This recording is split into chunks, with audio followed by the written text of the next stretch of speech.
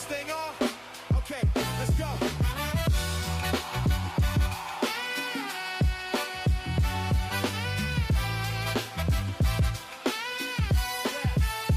heard you come for the open. And stay for the close on MCN with LIO, pop quizzing foes to pros. Step up in the multiverse, grab a bag of loot. Tell a bet, clock a check, kicking it with loot. We pile on the money, and we pile in the check. Flip a unit, drop a stack, chopping up, talking smack. The flavor that we have got 'em mad. We light up and take drags out here picking up a bag. As you don't support the cause, come up in here talking shit, just flapping on your jaws for pause. Cause dog, I bet you got $1, and you could be a member if you simply was to follow. The money sign on the line when you type and put a message, that button, bitch press it, it's a buck on the test to get a clue. Cause y'all know just how we doing here, chatting every Wednesday with the homeboys. Said you got questions, they've been weighing on your mind. You wonder all the time, and I done heard your suggestions. They be chatting online, they saying it's a sign. Y'all wanna hit the chat on a Wednesday in the afternoon. So we packing up some rips and bitch, that's what we do. Hey, hey, hey. L-I-L, baby, MC-M, MC-M. L-I-L, baby, MC-M, MC-M. They said just show up at the start and stay for the finish. And you always bet the over cause we maxing out the limits. The book, getting fried, the checks, wait, the line, the units in the back row. We get it on the grind. Dog, this ain't your first time. Now you a regular. I saw you in the chat acting up with my integers. We jump on the tube and we chopping it up in the booth and we fucking the cut. Tipping it back with the coffee and bud. Said that you willing, I wish that you would. Know that you could, but bet that you won't. If you in a member, then you really don't. Fuck with the cool, get down with your boy. Put we get yelling, get down with a blunt and get all the money. We robbing them flat. Just pull up on hump day and jump in the chat. Said you got questions, it been weighing on your mind. You wonder all the time, and I done heard your suggestions. They've been chatting online, they saying it's a sign. Y'all wanna hit the chat on a Wednesday in the afternoon. So we packing up some rips and bitch, that's what we do. Hey, hey, hey. L-I-L, baby, MC-M, MC-M. L-I-L, baby, MC-M, MC-M. L-I-L, baby. Yeah. Yes, broadcasting live and direct. Wednesdays, Long Island Loop. Y'all ready? Light 'em up.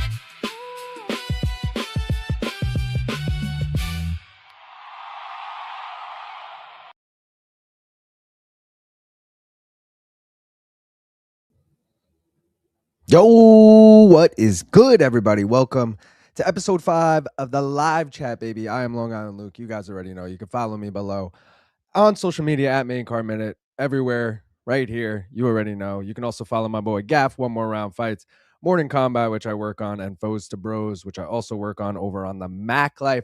I'd appreciate that. If you guys aren't already, please become a member. Members get priority on these here chats. I put out a post yesterday around this time, 11 a.m. Eastern time. Everyone who asked a question on that, I'll answer those first. In addition to that, you get in on the emojis, the belts, the giveaways. How about the Philly vlog? Hopefully you guys check that out. We could talk about that. It is for members only, and it's one of the few perks you get, so it is pretty cool. Just saying. Guys, as far as things to talk about today, what do we got? We had Contender Series last night. I missed the first 2 fights, I'm going to be honest. Did join Gaff over on One More Round Fights for the last 3 fights. How about Bellamir losing in the main event? We could talk about that. We got UFC Shanghai this weekend, 3 a.m. start. I am not looking forward to it whatsoever. The card is pretty good, you know. I mean, pretty good, I guess, is a loose term. The card is okay, but it's not that I'm not looking forward to the fights. I'm just not looking forward to waking up at 3 a.m. and staying live till 9 a.m. But, you know, that's the grind. UFC Sacramento, we could talk about all those fights and anything that happened there. Same with PFL Tampa, all that shit.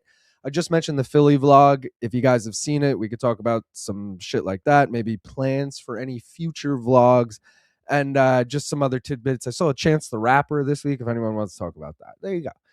For once, I made a little rundown. Like, let me put some notes here of topics to talk about so you guys have some things. You could send them out. But otherwise, we'll get to the member questions, guys. And here we go. Appreciate everyone who asked a question. I will say I've noticed this, and I want to bring it up to Luke Thomas because I know he does this similarly. If I show top comments, see it says 11 comments. If I go to top and we count these here, 1, 2, 3, 4, 5, and a reply, 6 comments. But if we go to new, it shows all 11. So I'm going to go to newest every time, but that's kind of fucked up to everyone who upvoted a comment. But that's the only way to see them all. So that's how we're doing it. Either way. Shout out to Switched On 6275. He said, I've seen a bit of talk about a hypothetical Islam versus Strickland fight. I don't think it'll happen, but how would you see it going if it did? To be honest, I feel like Islam would get beat up.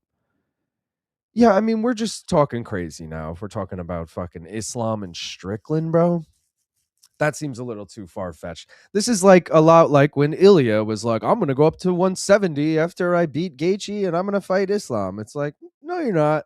Like, even if he had won, like, no, you're not. There's no way a natural 45er is going to move up to fucking 170 and be successful. And you could be like, well, look at Conor McGregor or something. It's like, who's he beating at 170? That's all I'm saying. That's all I'm saying. As far as Islam Strickland, I mean, we just saw Strickland beat like a really good wrestler, a really big middleweight as well in Hamzat. Like, I think Islam would struggle with that. As weird as it sounds, because like pound for pound, I feel like Sean is nowhere near Islam. Like, I'm not even putting Sean like top 5 pound for pound, but I'd put Islam number 1 pound for pound. But if they fought, that's why you can't look at pound for pound like if they fought each other, obviously. But yeah, I'm going to say that's stupid, and I hope we stop talking about it. That's really what I'll say. Appreciate the question, though. Next up, we got JFish500. He said, what do you miss most about working with BC? I mean, great question, bro. I'll say every time we were in studio. We'll put it this way: when we were working with BC, we were in studio once a week. Because remember, in 2025 and 2024, MK, yeah, once every Monday we were in studio. Nowadays, we're remote. We're only in studio once a month. So I see everyone in person, obviously a little less. But back when we were once a week, back when BC worked with us, I used to see BC once a week, obviously. I'm going in circles here. And he would get there like 2 hours before everyone, or 2 hours before we went live, and so would I. And then no one else would show up till like 30 minutes before we went live. So for like 90 minutes, it would just be me and BC talking about anything and everything, which was dope because a lot of times, like nowadays with Luke, he'll join 30 minutes before we go live or something, and we're always just recapping the weekend or the show. We rarely like talk about life, if you know what I mean. With BC, it was like, oh, we'd get all the fight shit out of the way and then just start talking about other shit, and that was always more interesting than the fight shit. So I just miss that, man, having someone to fucking talk to about all that shit. Also, BC's got like not insider info, but he's got a bunch of connections and shit. So it was always interesting hearing like, oh, I heard from this person, this is happening, da da da. Like, so that was cool. Overall, just a really nice dude, and definitely miss working with him. Miss him a lot, man. People can say what they want about the new era of MK, whether you like it, love it, hate it, whatever, compared to with BC. But MK aside, I miss fucking hanging out with BC all the time. Christian L said, how much you bench and how many chigs? I'm assuming he means you fuck. How many chigs you fuck? I'm not really going to answer either of these questions because I have no fucking idea how much I could bench. Because who you think I'm benching shit, Christian L? No, I'm not. And how many chigs? My girl is in the other room right now. Maybe we save that for another day, but it's not that many. It's not that many. Rundum Cheeks, shout out. He said, do you miss hearing about your dad's ball bag every episode, or are you glad that gimmick is over? And then Dorito Ho replied and said, I miss it. I don't miss it at all. I'm not going to lie. In fact, it was awkward as shit when, see, my dad didn't bring it up to me. My mom brought it up to me. And then I was like, that's even weirder. Because now I know, A, my mom was watching Morning Combat, and B, that she clearly like told my dad about that. And then my dad was like, what? And then like no sold it. And then my mom had to bring it up. It was just weird. But hold on. Oh, I needed that. Do I miss it? No. But this is just back to a whole nother BC conversation of, do I miss BC? Yes. But I am glad that gimmick is over. I prefer Luke Thomas's gimmick way more, which is he's questionably sober or whatever, because half the time, we're 5 minutes removed from a fat rip, and I'm like, oh God, how does he know every time? And then I'm like, was I sounding like an idiot during the pre-show? Probably, probably. Or he just knows me well enough now to be like, yeah, you're definitely so. I mean, dude, last time we were in no, I shouldn't say this. I probably shouldn't say this. Yeah, fuck it. Next question. Danny Double D said, how do you rank Illmatic in the best hip-hop/rap albums? Great fucking question. Top 10 or unsubbed? I mean, it's obviously top 10. I'm going probably top 5 at this point. See, now you're putting me on the spot to be like, what are the top rap albums? I'm a big fan. Okay, put it this way. I got to preface this. This isn't my number one, by the way, but I just have to preface this next statement with a few things. I'm so not a big Kendrick Lamar guy. Like, I've never been like, oh, Kendrick's the man. I fucking love Kendrick, blah, blah, blah, blah, blah.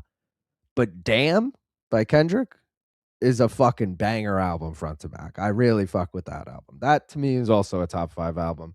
I'll put Illmatic up there. I might go Carter 3 by Lil Wayne. What are some other good rap albums? Fuck. Shit, man. There's got to be like an Eminem one on there for me. Maybe like Recovery. I'm a big Recovery guy when it comes to Eminem, but that's probably not top 5. Maybe top 10. I don't know. What are some like go-to? Isn't Jay-Z's always on there? But I don't really fuck with Jay-Z like that. I'd go Blueprint 3 for Jay-Z. That to me is like, that hits harder than like, what is the Jay-Z album that everyone fucking loves? The one with like Feeling It and shit on it. Reasonable Doubt. Someone wrote it in the chat. Reasonable Doubt.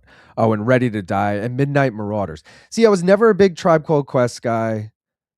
Biggie, Ready to Die, I feel like is such a cop-out.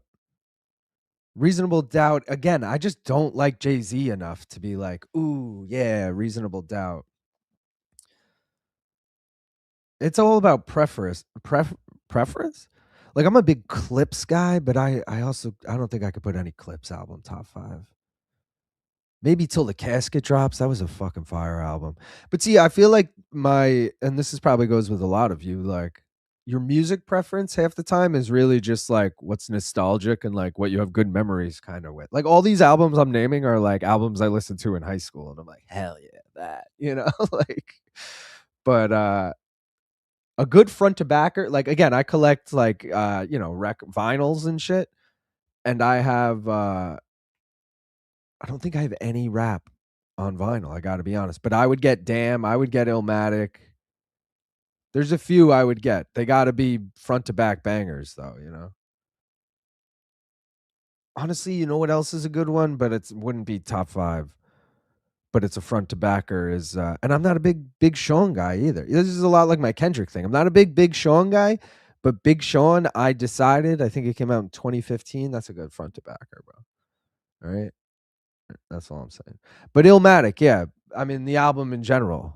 One Love. Jerome's niece got shot in the dome on her way home from Jones Beach. That's on Long Island, baby. Let's fucking go. What up, kid? I know shit is rough doing your bid. When the cops came, you should have fled to my crib. What's up with that? No time for looking back. It's done.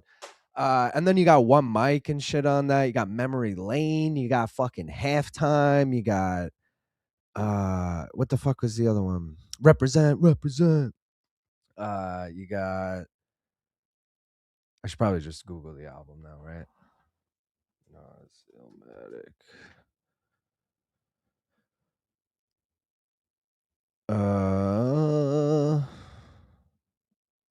Where's the fucking track list? Oh, Life's a Bitch was on that. World Is Yours, obviously. It Ain't Hard to Tell, another one. One Time for Your Mom, One Time. Yeah, what up? One time for your mom, one time. Yeah, dude, that's a fucking banger album. I gotta be honest. A lot like Ready to Die and shit, though. It's kind of like everyone's go-to pick, so I don't love being like, yeah. But I fuck with Nas heavy. I mean, Nas, New York guy. Queens, specifically. My mom's from Queens. It's also on Long Island. Let's just be real. I mean, there's the double there. We got to rep Nas all day. But, yeah. Never a big Mob Deep guy, you know. They're both Queens guys as well. But Tribe Called Quest, someone mentioned, I believe at least one of them's from Queens. I think they're Brooklyn Queens duo. I don't know, guys. I don't know. There's my albums. We'll go into it more one day. Cosmo said, are you surprised the UFC is only going to England once this year for an event? Do you think the era of site fees will have a larger impact on the popularity of the sport in countries they don't frequent as much as they once did? Good question, dude. So am I surprised they're only going to England once this year? No. What have they done in the past? Two, right? But at the same time, I know they just announced MSG, but I was literally thinking about this and I was like, yo, I would not be shocked if they just stop going to MSG. MSG doesn't pay shit. We're lucky that Dana thinks of MSG as, you know, this historic arena, which it is. But we're lucky that he actually believes that, because if not, they're never fucking coming to New York. Maybe if fucking Brooklyn or somewhere upstate wants to pay big money for them to come, Long Island. But fucking New York City ain't paying for them to come. If anything, you know, this is, you come to us kind of thing. So as far as England only getting it once, it's kind of the same thing, I feel like, where it's like, oh, we got to go to England. So they're kind of like good on that. I could be wrong. Maybe they're paying a site fee. I don't fucking know. But the other question was like, do you think the era of site fees will have a larger impact on the popularity of the sport in countries they don't frequent as much as they once did? Yes and no, because let's just be real, dude. As long as you can watch the sport on TV, it's not like, I mean, I'm sure half the people in the fucking chat right now haven't been to a UFC event. You know what I mean? It's like, you don't have to go to be a huge fan. And like, I get that, like, going frequently does create new fans, but at the same time, going infrequently creates massive gates and sellouts and crazy crowds, you know, because it's like, they haven't been to England in 4 years, and everyone's, you know, packing out the O2 and off going crazy. When they frequent a place so much, it becomes whatever. You know, the real fucking shit ones are like the Abu Dhabis and the Saudi Arabias, where the crowd is not even into it. And you're like, we go here like 8 times a year. Like, at least get a fucking raucous crowd. We got Paris next fucking, not this weekend, next weekend. Remember when they first went to Paris? It was like, holy shit, Paris has the best crowd ever. We don't really feel that way anymore, but at the same time, I'm looking forward to that crowd being like, even if it's like a third of what it was the first time, it's going to be lit, you know? Like, I'm hyped. But sadly, I don't think it's really going to have that much of an impact on the countries that where they're not going to anymore. I think it's just going to create, again, larger interest. But am I surprised they're only going once? Again, there's also like, they don't like Tom anymore, and there's no Leon Edwards champion. You know, like when they were both champion, they had to kind of like go to England pretty often. You could have Patty headline a fight night. If they want to go there for a pay-per-view, though, it's like you're SOL. And you said they're only going once. Did they go already, or are they going in the future? I'm trying to remember now.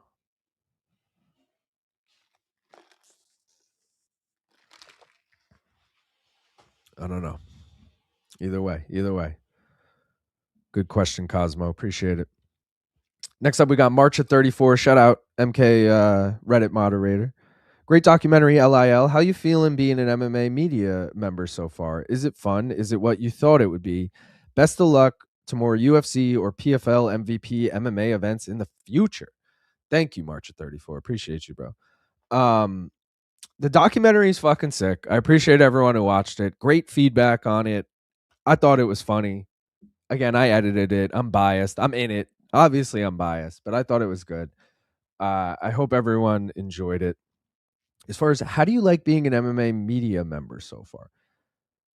It's so weird that, like, well, wait. And then the next question is it what you thought it would be?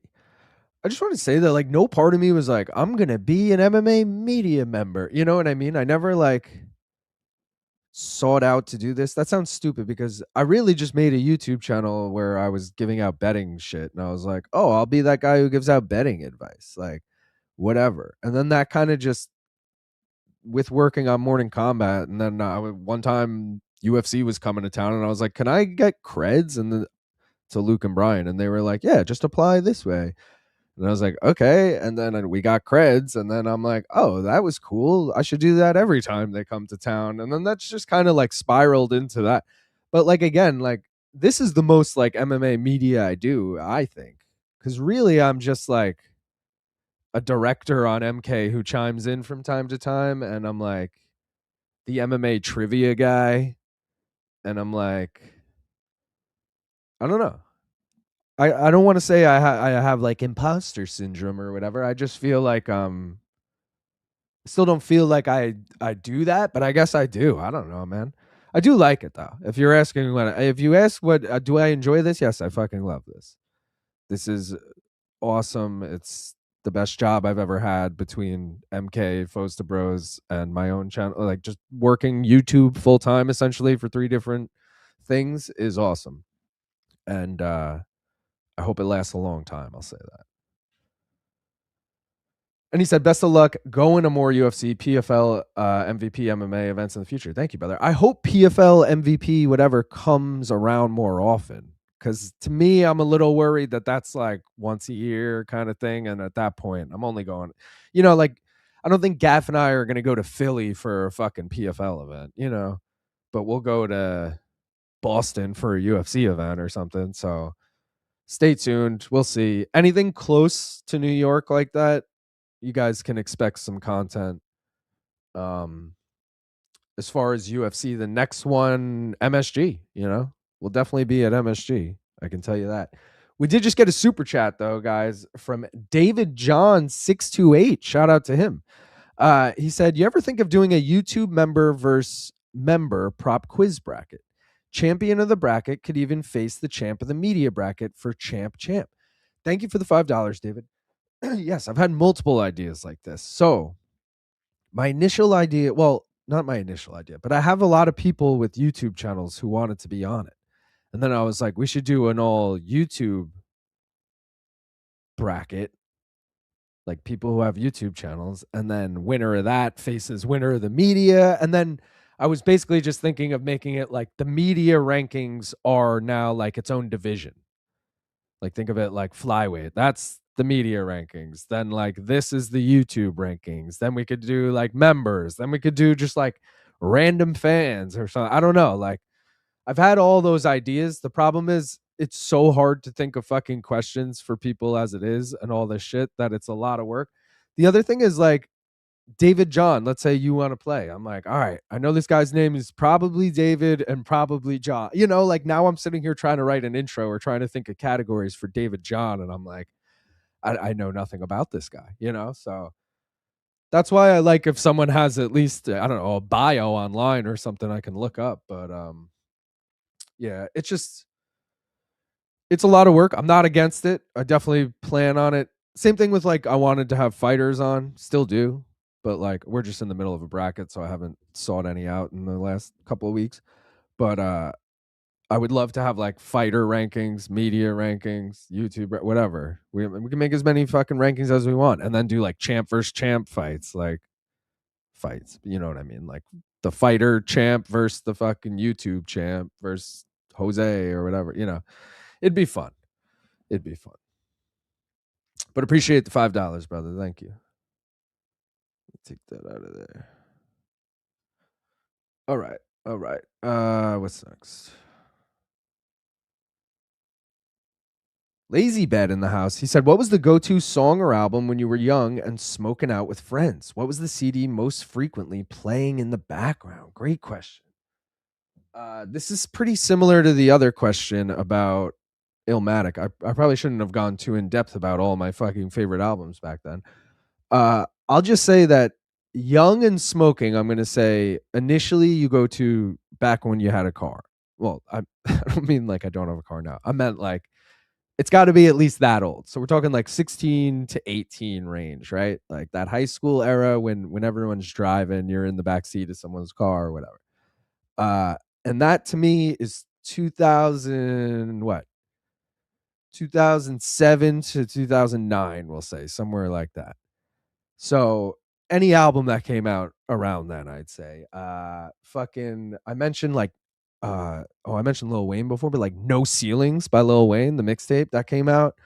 That was fucking banging in everyone's car. I had like subwoofers, bro. I'm pretty sure I blew out my speakers to my subwoofers to fucking No Ceilings, Lil Wayne, Swag Surfing. That shit slapped. That shit, boom, boom, boom, like fucking that I mentioned Blueprint 3 by Jay-Z. I remember, so I totaled my car in junior year of high school. Wasn't my fault. And I got an even nicer car after, but I had no car for like 2 months while I was like looking for a new car. And those 2 months my friend would drive me to school every day, and she had just got Blueprint 3, and we would listen to Blueprint 3 every fucking day. So that's like ingrained in my head with smoking and shit.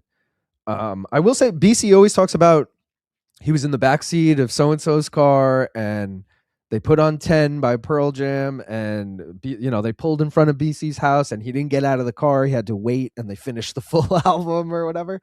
The moment like that for me is I was a freshman in high school, and I knew these seniors who were friends with like my brother and stuff. It wasn't like weird, but they were giving me a ride home, and they were bumping Girl Talk. Does anyone listen to fucking Girl Talk? Girl Talk's like a DJ. It sounds weirder than it is. It's a DJ who just makes like mashups, but it's always like rap with like classic rock kind of mixtures and shit. And like he had this album Night Ripper. It came out in like 05, 06. And that was the album at the time. And he split it up into like 10 songs, but if you just played them in unison, it was one long song kind of thing. That's how he did it. But it was all just, Biggie mixed with Elton John and, like shit like that. It was just all really cool, whatever. And I remember being high. Well, I guess I wasn't high as fuck because I was a freshman. I didn't smoke weed as a freshman. But I remember being in the backseat of someone's car, just having to listen to that. Not having to, but like all of us enjoying it. But yes, having to listen to the full album. And every time BC tells that story, I think back and I'm like, dude, that's like that Girl Talk album. But shout out Girl Talk. Great for running or working out. I always, anytime I'm in running like a 10K or something, I'm fucking listening to Girl Talk. Feed the Animals, though. That came out a little later. Maybe that came out in 06. Either way, that one's better than Night Ripper. I'll say that. But yeah, again, big Clips guy, big Pusha T guys, one half of Clips. So I was listening to Re-Up Gang. That was like so it was Pusha T, him and his brother Malice made Clips, and then you add in these two other guys, Sandman and Ab Liva, and it was the four of them was Re-Up Gang. I used to love Re-Up Gang. We Got It for Cheap Volume 3. That was bumping in the car, baby. They Know Yayo. Oh man, that song fucking bang. Yeah, a lot of rap when I was younger. I didn't get into like the 90s rock until I got older and started hearing all those songs from the 90s, and I was like, oh dude, these are all so nostalgic. Because that's what's cool about music, when you hear a song and you're like, dude, I remember that, and it just kind of like brings you back to a time. In fact, I recommend not listening to those types of songs too often, because then they kind of lose that feeling. Or they start reminding you of like present day, but you don't realize it till a couple of years later, and you're like, now this reminds me of my mid 30s. I'm not happy about it, But thank you, Lazy Bag. Great question. Last question here from Full Time Killer. He said, "Do you think MMA would be better if we structured bouts into 3 4-minute rounds with a 3-minute overtime for draws, brother? This could allow refs to deduct points more freely and judges to give more 10-8s and 10-10s. Draws that go to a sudden death will be scored 10-point must to decide the winner." I'm already confused. This is no. I'm going to just say no. I do not think they should do this. 3 4-minute rounds. All right, so there's still 3 rounds. And then there's an overtime for draws. But your whole point is to just allow judges to be able to give more 10-8s and more 10-10s. They should just do that anyway. This is like when someone's like, I'm not pointing out you. I'm just saying, like, when someone's like, oh, to fix reffing, they should, make the ref do this. It's like, or the ref should just do its job. Like, I don't know, man. If the judges does 10-10s I get are kind of weird and hard to give out. But I feel like, oh God, I feel like 10-8s have been in the last year way more freely given out. I'm always an anti 10-8 guy. I'll say that every time. I'm always like, I'm reluctant to give a 10-8, but even I score that 10-8. Like I'll say shit like that. But man, we just had a 10-8 fucking like 2 weeks ago, I feel like. I feel like we get 10-8s actually a lot.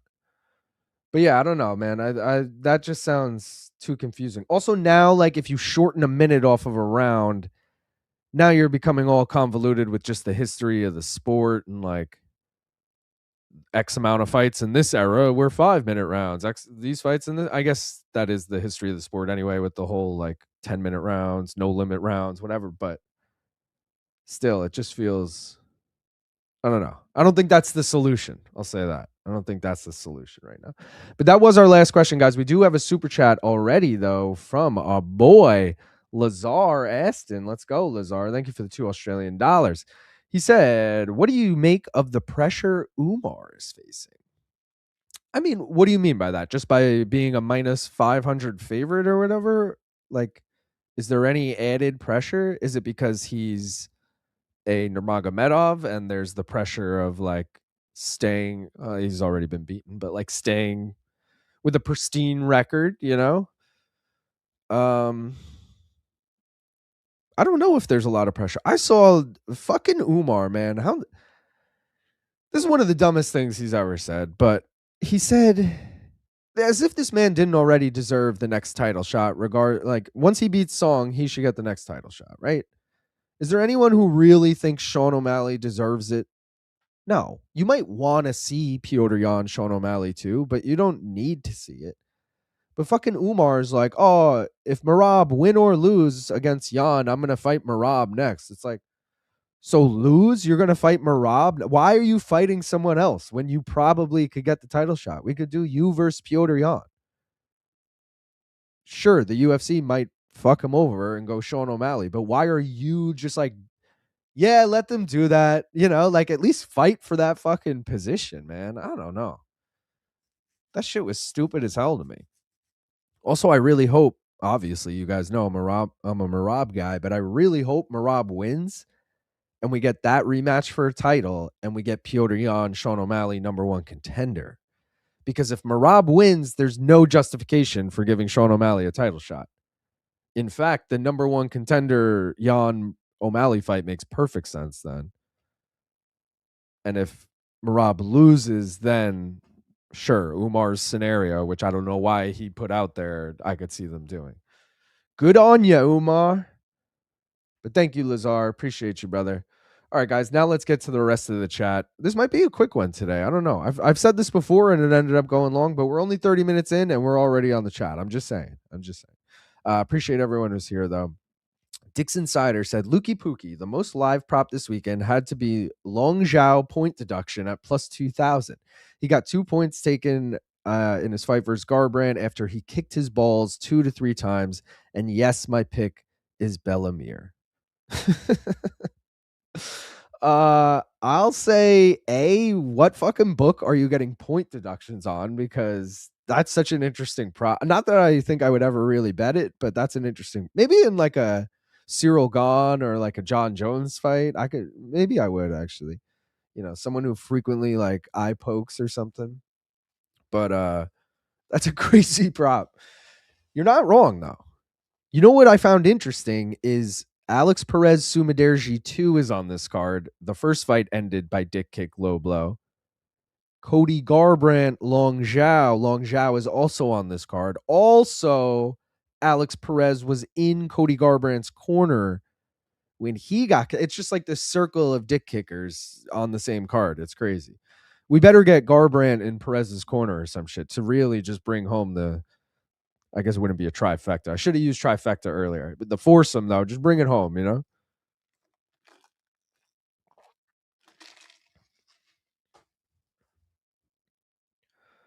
After Bella is done changing the fryer oil, she's going to proceed to go scrub all the toilets and bathroom floors with a toothbrush so she can think about what she did last night as a minus 6,000 favorite, bro.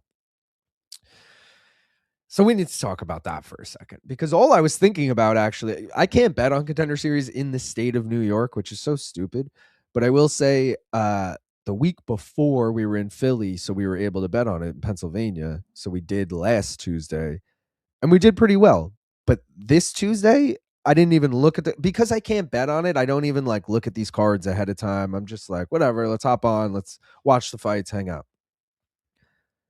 I'll tell you right now, I would have put Bella by sub. I would have put Bella money line. I would have put all these things in a fucking parlay. I probably would not have touched the over 1.5 at plus 350, despite how easily that fucking cashed, or the over 2.5 at plus 600, which also fucking cashed, or the over half around at minus 166, which easily fucking cashed. I might have done the half around, but I don't think I would have done any of the other two. And I definitely would not have bet on Abracadabra. I'm going to keep calling her. Yo, it's Abracadabra B. Abacada, whatever the fuck her name is. I definitely would not have bet on her, so I can't even be mad. I guess I could be happy that I couldn't have bet on it, because I would have just fucking busted mad parlays on that. But I don't even want to say that chick looked good. It's just Bella was not impressive. And I'm not even going to be like, oh, I've seen Bella fight before. I haven't. But I know she did UFC BJJ. I know she went to college for like D1 wrestling. I'm pretty sure. Frank Mir's daughter, obviously. Most of her wins by submission. I was like, all right, she's gonna fucking submit this girl. Let's just be real. She could not get the fight to the ground, and when she did, she didn't even look that impressive on the ground. I was actually like super underwhelmed, to the point we brought up Ryan Couture. Because I was like, when's the last? This is Bronny James. I said she's fucking Bronny James, dude. She came in with all this hype because of her dad's name, and it's wow, it's shit. It's Ryan Couture, Bronny James. You know, we're too used to the fucking AJ McKees out there, where we're like, oh no, the new generation is always going to be better than the one before it, because MMA is just evolving and the training is getting better. No, turns out no. And maybe she'll look good again, bro. But I'm just like, that that was an eye-opening thing for me. I was like, wow, all the intrigue. I was telling my girlfriend in the car about her. I was like, we were driving home, fucking, it was like 7:30, and Bella's fighting at 8:30. I'm like, Bella Mir tonight. As if she cares. She's like, who the fuck is that? I'm like, Frank Mir's daughter. She's like, who the fuck is Frank Mir? I'm like, babe, Frank Mir, UFC champion. But yeah, sucked, man. So you're crazy. Nothing but other underdogs winning. Even just the last like month. I don't even know if we'll call it August. I guess it was August. Serbia card, you had like Gilbert Urbina winning, which he was like a plus 300 underdog. You had Jeremiah Wells beating Mixabek Oralby. You had Jamal Emmers beating Le'Veon Douglas. These are all like plus 300 or higher. Jeremiah Wells plus 600.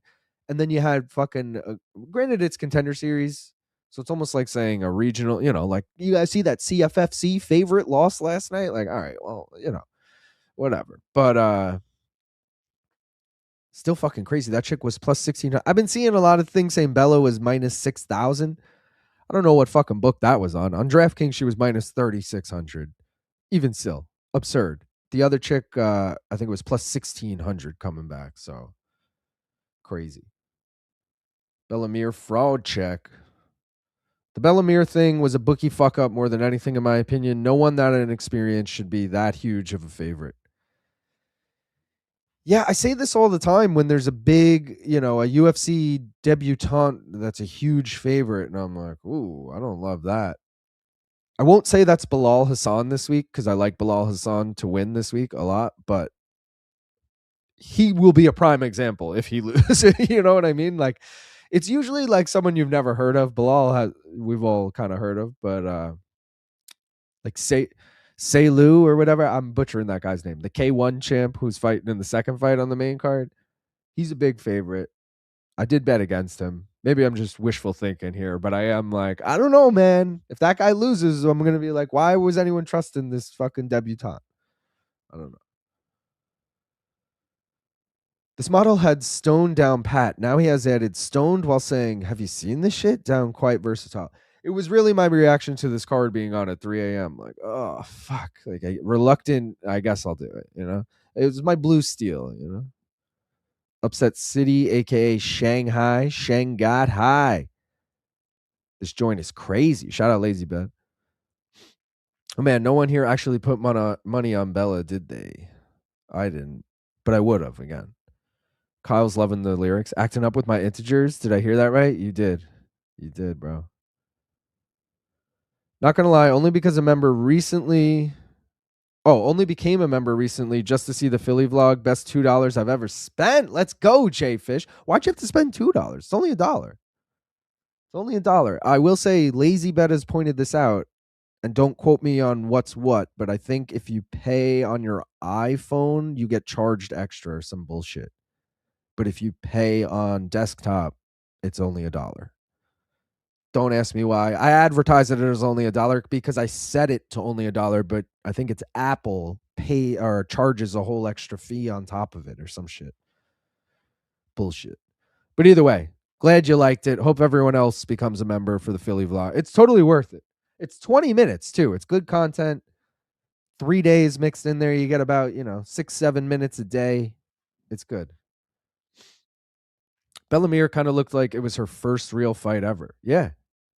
And in hindsight, it was, right? Like, let me look at her record real quick. Had she ever gone the distance or even close to it?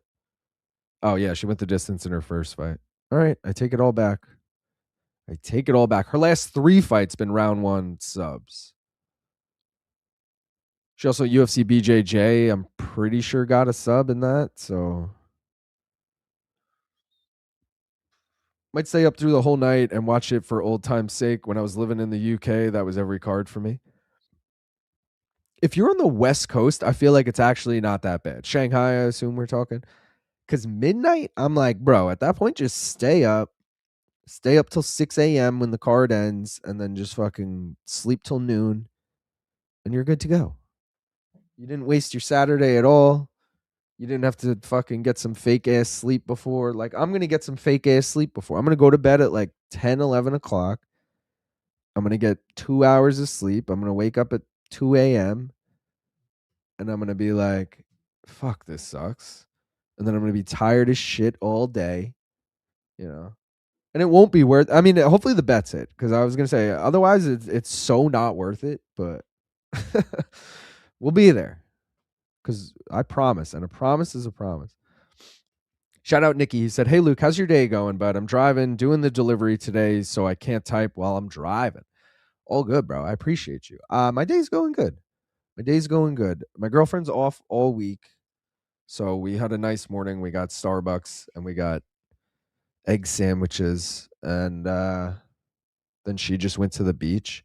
I'm doing this, and then I gotta record a prop quiz right after this at like 2:30. We got plenty of time, but I'm just saying.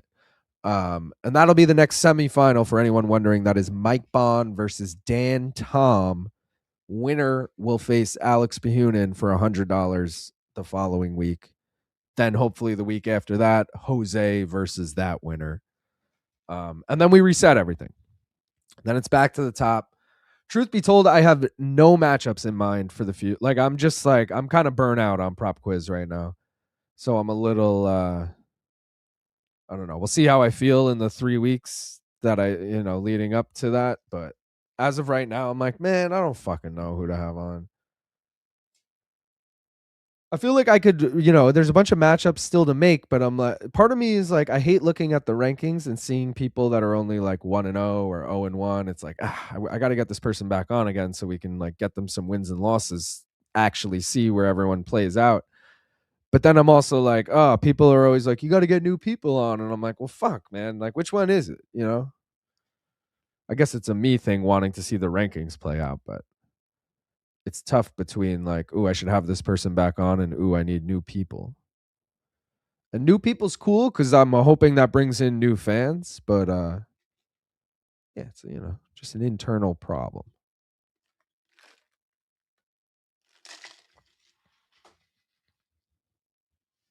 Got to pump those numbers up, Luke. Rookie numbers. Got to boost them integers. Illmatic is great. What is an Illmatic? Come on, Kyle. Damn is real good. Illmatic, Reasonable Doubt, Ready to Die. Oh, that was the comment I read earlier to give me some inspiration. I'm not late. I'm just here on time. Carter 3. This is the Carter. Oh, that's from like Carter 2. Or maybe regular Carter. Go DJ. Capital Punishment. What's your favorite song off Let God Sort 'Em Out album? That's the new Clips album. Oh, fuck, man. Mike Tyson blow to the face. I like that one. She want a Mike Tyson blow to the face. What's the other one that's super popular that everyone's playing? Fucking. Oh, I like the one they wrote about their parents, where it's like Pusha's verse is about the mom, and then Malice's verse is about the dad. I don't fucking know the names of them because I'll just like put on the album and run, and listen to them.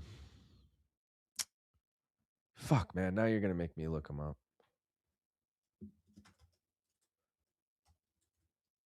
Because there was the one that they like released as a single. And then I want to know the name of the mom and dad one. Oh, So Far Ahead, they performed at what? Like the Grammys or some shit. That was a good one. Oh, Chains and Whips. And Birds Don't Sing is the one about their parents. The birds don't sing. The birds don't sing. So Be It. That's the single I'm thinking of too. All right. Yeah, it was a good album, bro. Till the Casket Drops, though, that's the best album. Come on. Get Rich or Die Trying. Honestly, Get Rich or Die Trying is a fucking banger album. I will say that. If I can't do it, homie, it can't be done. That also has I'm high all the time. I smoke that good shit. And as well as like Into Club and fucking. Oh, I was almost gonna say, you know what else is a good album? The G Unit album. Because I was about to name one of those songs. Popping Them Thangs. I don't rate Jay-Z. Patiently Waiting was peak Eminem. Patiently Waiting is on the fucking Get Rich or Die Trying album. I've been patiently waiting for a track to explode on. You could stun if you want, or your ass will get rode on. Feels like my flow's been hot for so long. The War Report by Capone and Noriega. I never listened to Capone and Noriega, but there was always stickers up every fucking sign on Long Island that said, "Who the fuck is Capone and Noriega?" People would put that up everywhere. Luke, it's important you have a reference why I call you Lukey Pookie. It's from an American Idol 2023 audition. Kimmy Carafa had a crush on Luke Bryan, and it's absolutely hilarious. You got to watch it, bro.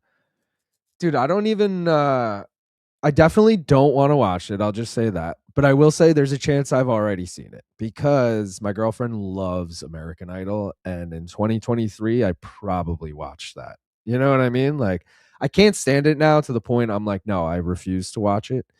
But I definitely humored it earlier on in our relationship. And 2023, I might have watched it.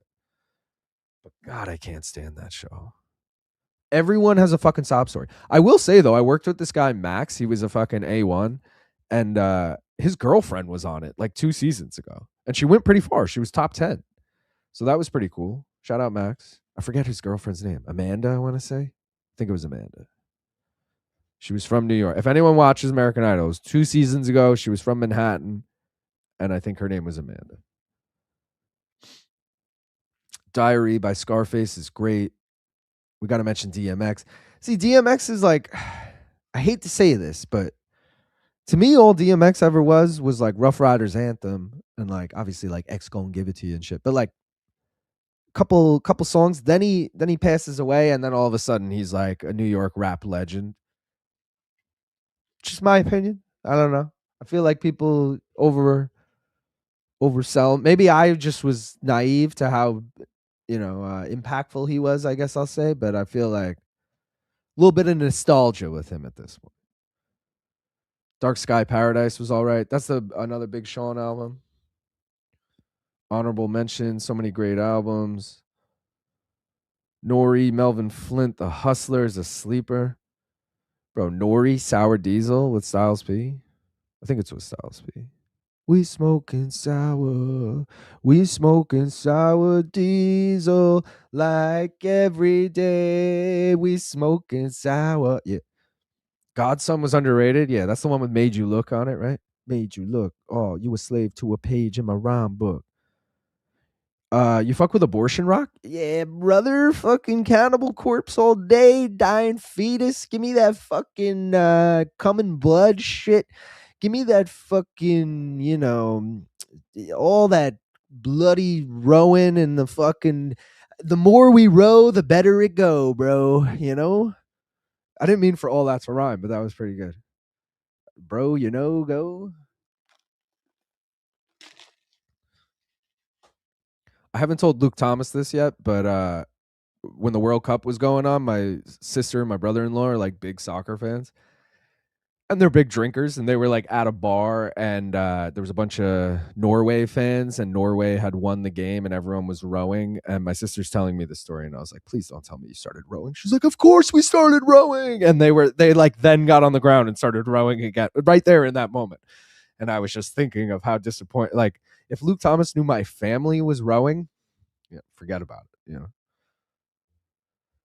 Visualizing the realism of life and actuality. Fuck who's the baddest. A person's status depends on salary, and my mentality is money orientated. I'm destined to live my dream for all the peeps who never made it. So yeah, life's a bitch and then you die. Come on, Danny Double D's. Carter 4 was big in high school for me. Carter 4 was college for me. That was also about Blunt Blowing, Paulo Draw Showing. I don't give a fuck, motherfucker ass.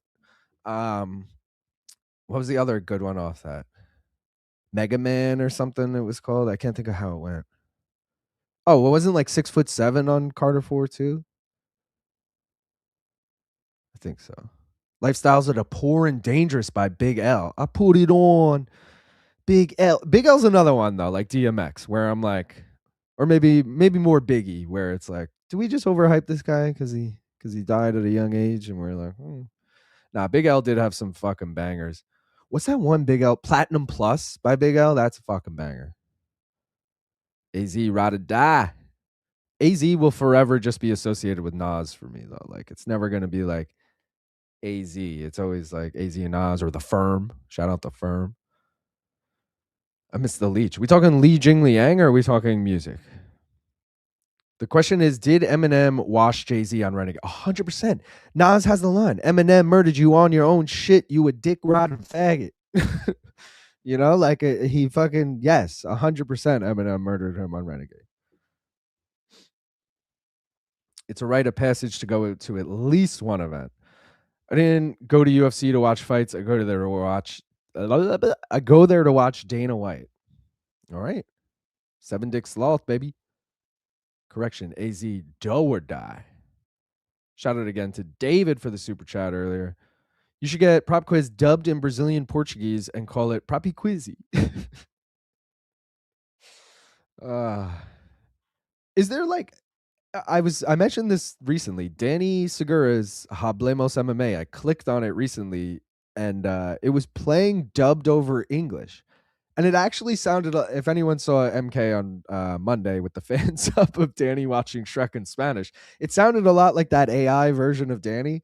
And I was like, yo, this is weird. I wonder if he does this or if YouTube just like, maybe it's like something he can select and it just translates. But I should, if it's just a free selection thing in YouTube, I should have everything translated to other languages. There's no reason not to. I hear Papi. I nominate No Special for JBR. Let's go. Let's get him on. Get fighters' moms on Prop Quiz. Bro, Taliesin Teixeira's mom liked one of my things once. We could get her on. Already got the username. I think that's it though. I don't think anyone else's mom has liked any of my things. I have teased before though. One fighter answered me, said he's down to come on. I then messaged him back and said, bro, who do you want to go against? Pick anyone. And I never got a reply.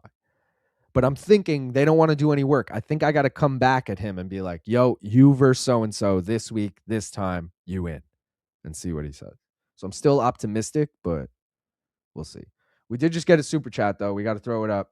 Shout out Saul, Louisville's finest. Appreciate him. He said, first Dolly, now Tim Curry. Tim Curry just died? Is that real? I said death comes in threes, bro. Hayden Panettiere. Oh my God. Yeah. He was also 80, though. Now I'm thinking 3 people aged 80 years old are going to die. So maybe Hayden wasn't even in on this crew of 3. Maybe it's Dolly, Tim, and Gaff. Guys, if you didn't watch Contender Series Watch Along last night, Gaff put a hex out on Jack Nicholson. Jack Nicholson's days are numbered. I hate to say it, but it's crazy. Apparently, Gaff says anytime he talks about a famous person, they end up passing away within short time. And he said, what's up with Jack Nicholson recently? So I'm just saying. That's crazy, though. I'm going to count Hayden in that, and I'm going to say Hayden, Dolly, and Tim. That's the 3 right there. That's crazy, bro. The Dolly part 1 really did nothing for me. I'm not going to lie. No disrespect. Just like some old woman, some country stuff. Like, those are 2 things that just... Hayden Panettiere, I can't even fucking say her name. That one fucked me up because that girl, she's young. I was like, damn, bro. Tim Curry, I did not think he was 80 years old, but sad either way. Damn. Maybe Keith Peterson would do the show. I don't know if you're being sarcastic or not, but I feel like I doubt it. I don't think any ref would do this shit. Too much of an opportunity for me to, hey, what was that call you fucked up on this time? Was it this fight or this fight? And he gets it wrong, and I'm like, Herb, it was both fights, you idiot. Nah, I'd give you info on myself so you could do categories and good intros. I'm sure members and fans would tell you stuff about themselves before. That's a good point. That's actually a really good point. If I was like, all right, every member just send me a paragraph, whatever, and I got to look into this or think about this, I guess I'll say. How crazy is it that UFC 332 is 5 weeks away and we still don't have a main event? Yeah. Especially if you live in fucking Utah or plan on going to this event. How fucked is that? Like, it's one. Even Philly was a late announcement, if you guys remember. Like, Gaff and I had creds to Philly, and we still didn't know what the main event was for like another month. And then they announced Islami and Gary. Granted, that had been rumored for like months and inevitably became true. I feel like 332 doesn't have that same, like, is there a consensus? We all think the main event's going to be this. I heard a BMF fight, but then I just saw an interview with one of those fighters who was like, I'm trying to fight in December or some shit. And I'm like, what? So Lazy said there was a possible interim light heavyweight title on the line. I fucking hate that so much. Depending on who it is, I mean, I hate that either way. I got to be honest. They should have done that 6 months ago. No, I guess it depends who's in it. If Yuri's in it, I hate it. I hate it. I like Yuri, but he should not get another fucking title shot. Get Herb Dean versus Cecil Peoples? I don't know who that is. Lazy Bet is famous. Man on the Moon. Oh, Kid Cudi. See, I know Gaff was saying he loved Kid Cudi. Our boy Manich loves Kid Cudi. I never, again, the 3-4 songs that everyone loves, sure. Soundtrack to my life. Fucking, what's the other one? Damn it. I don't know. The other one, Day and Night. And Just What I Am. Just What I Am is a banger. I'll say that. That's like a little more low key, I feel like, but that's a banger.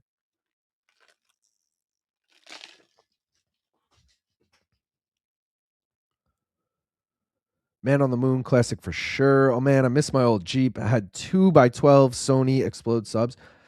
Dude, yeah, so I bought a car that had subs in it and I blew them out like a month into having it. It sucked.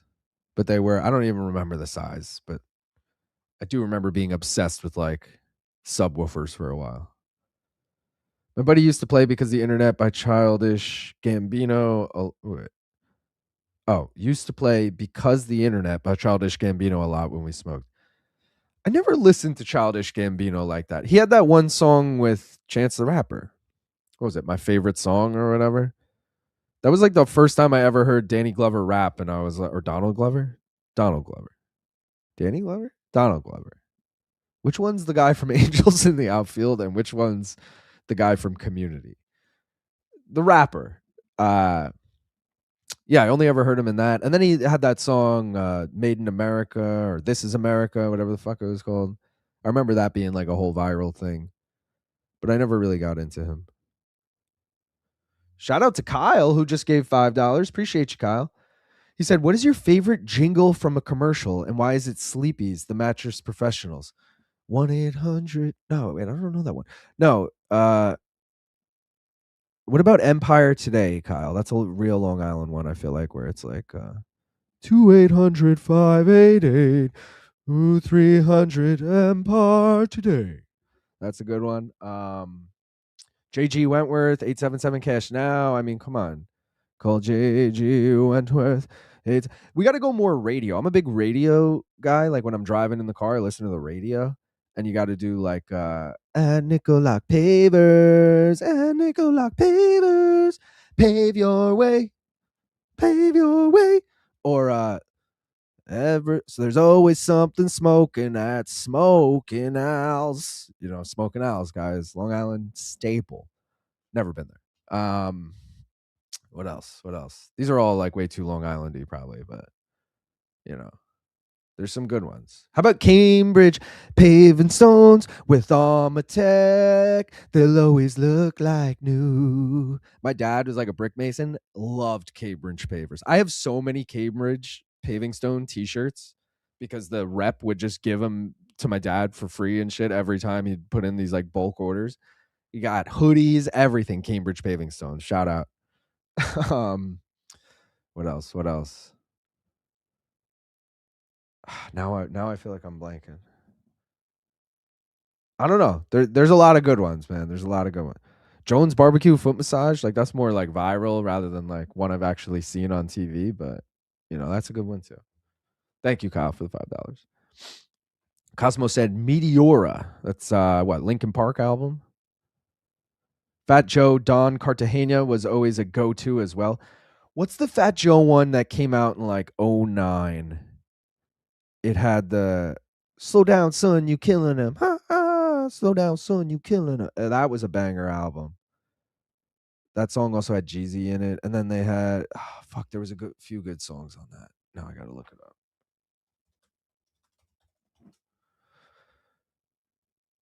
Hit me with the discography.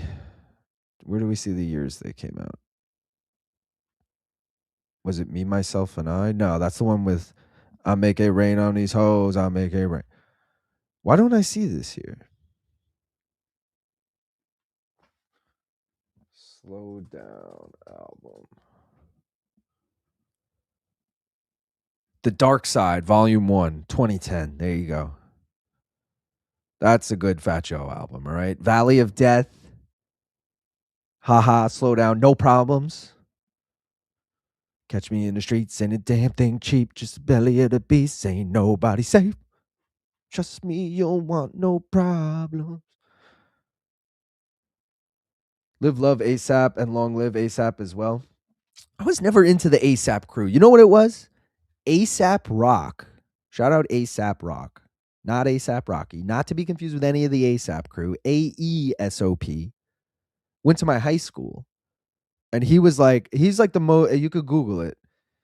Out of any rapper in history, he's used the most vocabulary. Like he uses crazy words and shit. And like he's super fucking smart. And basically there's like a bar graph that shows like all the words any rappers ever used, like how many words, and ASAP Rock is like 3x anyone that ever existed.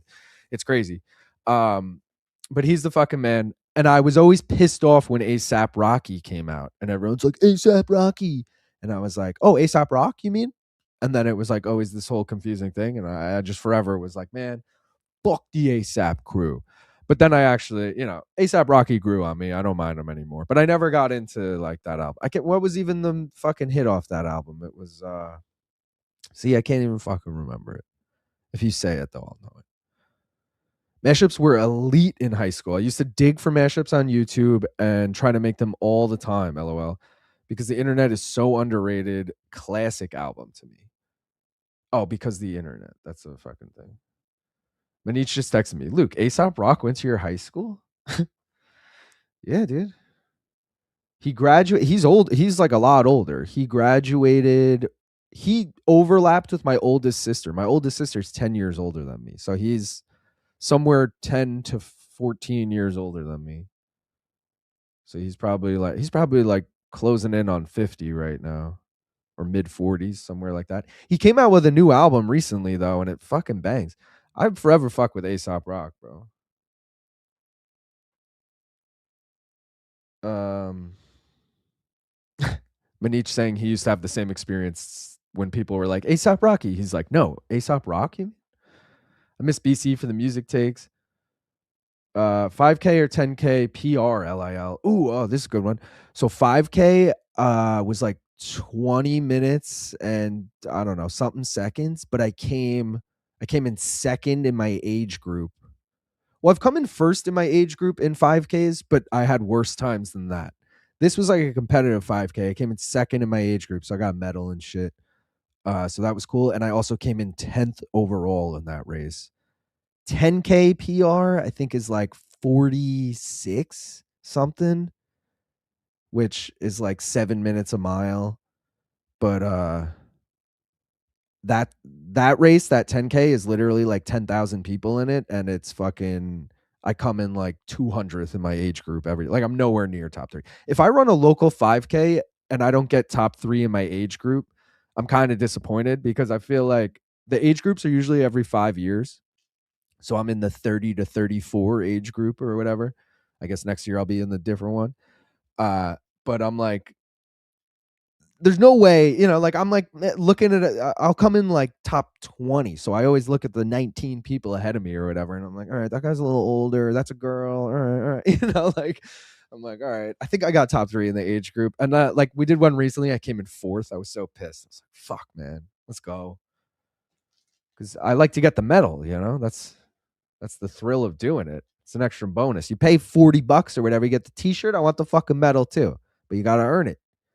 Unless you do a marathon where they just like give out medals for everyone. That's cool.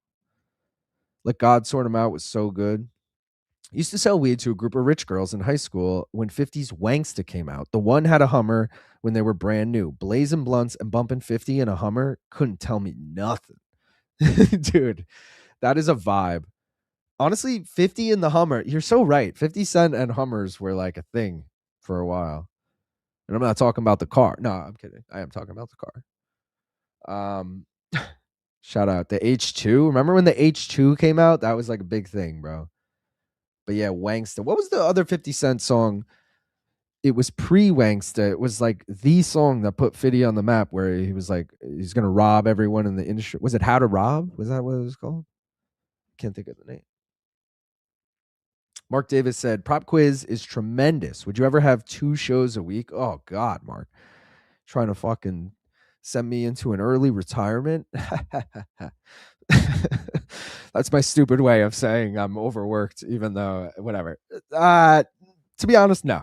I gotta be like, no. Unless it's like a short, like, I don't know, like a 10 question, I don't know, a short something where it's like, that's the prelim to the main event or something. But I don't know. I have so many ideas, but I also have like, I don't know.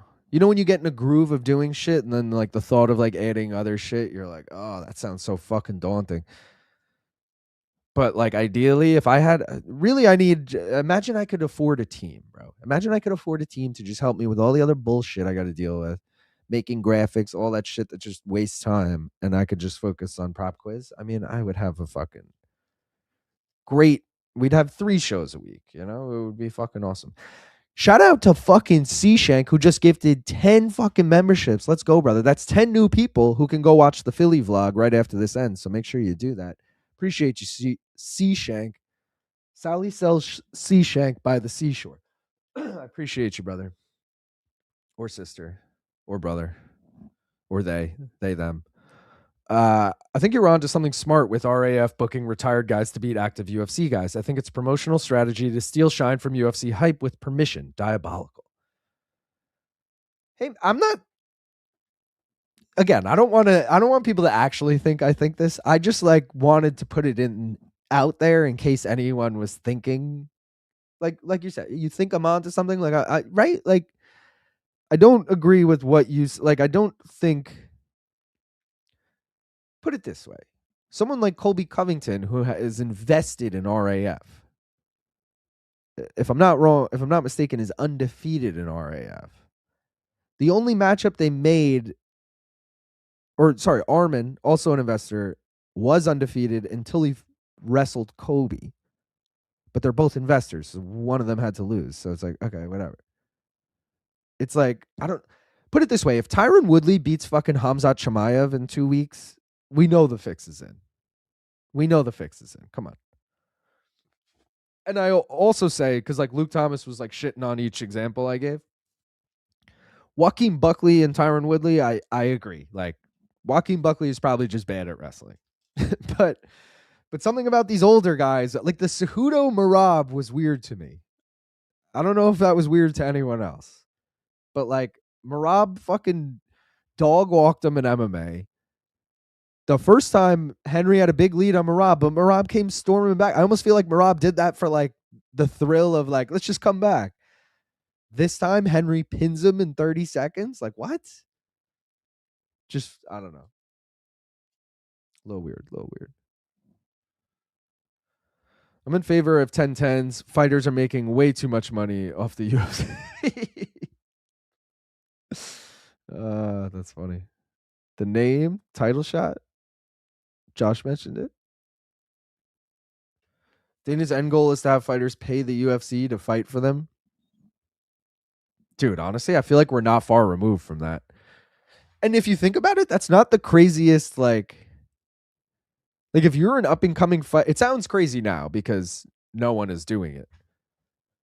But that's like paying for a sponsorship, or not a sponsorship, paying for advertising or something. It's like, I'm a 5-0 professional, but no one knows who I am. I'll pay $1,000 to fight in the UFC. And when I get that spectacular knockout and they sign me to a contract, now I'll make money and everyone will know who I am. Like that $1,000 is totally worth it. You know, like I actually think we're not far removed from that. That's actually like, again, I feel like you should have to pay to be on Tough or something. Like I feel like there's like, I'm surprised that's not already a thing. They should be externally grateful for the opportunity. Would you ever do a live prop quiz? I'm not against it because the reality is when we're recording it, we do it live. Like that's just in one take. The only editing I do at the end nowadays is the blind wager. I'll put up that graphic that says like so and so wagered X amount. But back when we did the just tell your opponent what you're wagering thing, we just did it all and it was great actually. No editing whatsoever. The only thing I hate about a live is I like that the chat can play along and you can't play along, nor can I enforce you guys playing along if it's live, you know? Because now I got to worry about you guys all guessing and, you know, contestant A looking in the chat and being like, oh, it's so and so, you know, like so it kind of would ruin it. And I can't really trust that no one would look in the chat. Not in like a cheating way, even just I glanced and I saw the name Chuck Liddell and I'm like, oh, Chuck Liddell, you know, like I don't fucking know. Shout out Lazy Bed. He just gifted 5 fucking memberships. Appreciate you, Lazy Bed. That's 5 more people who get to go watch the vlog. Congratulations to you 5. Thanks again, Lazy Bed. Always supporting the channel.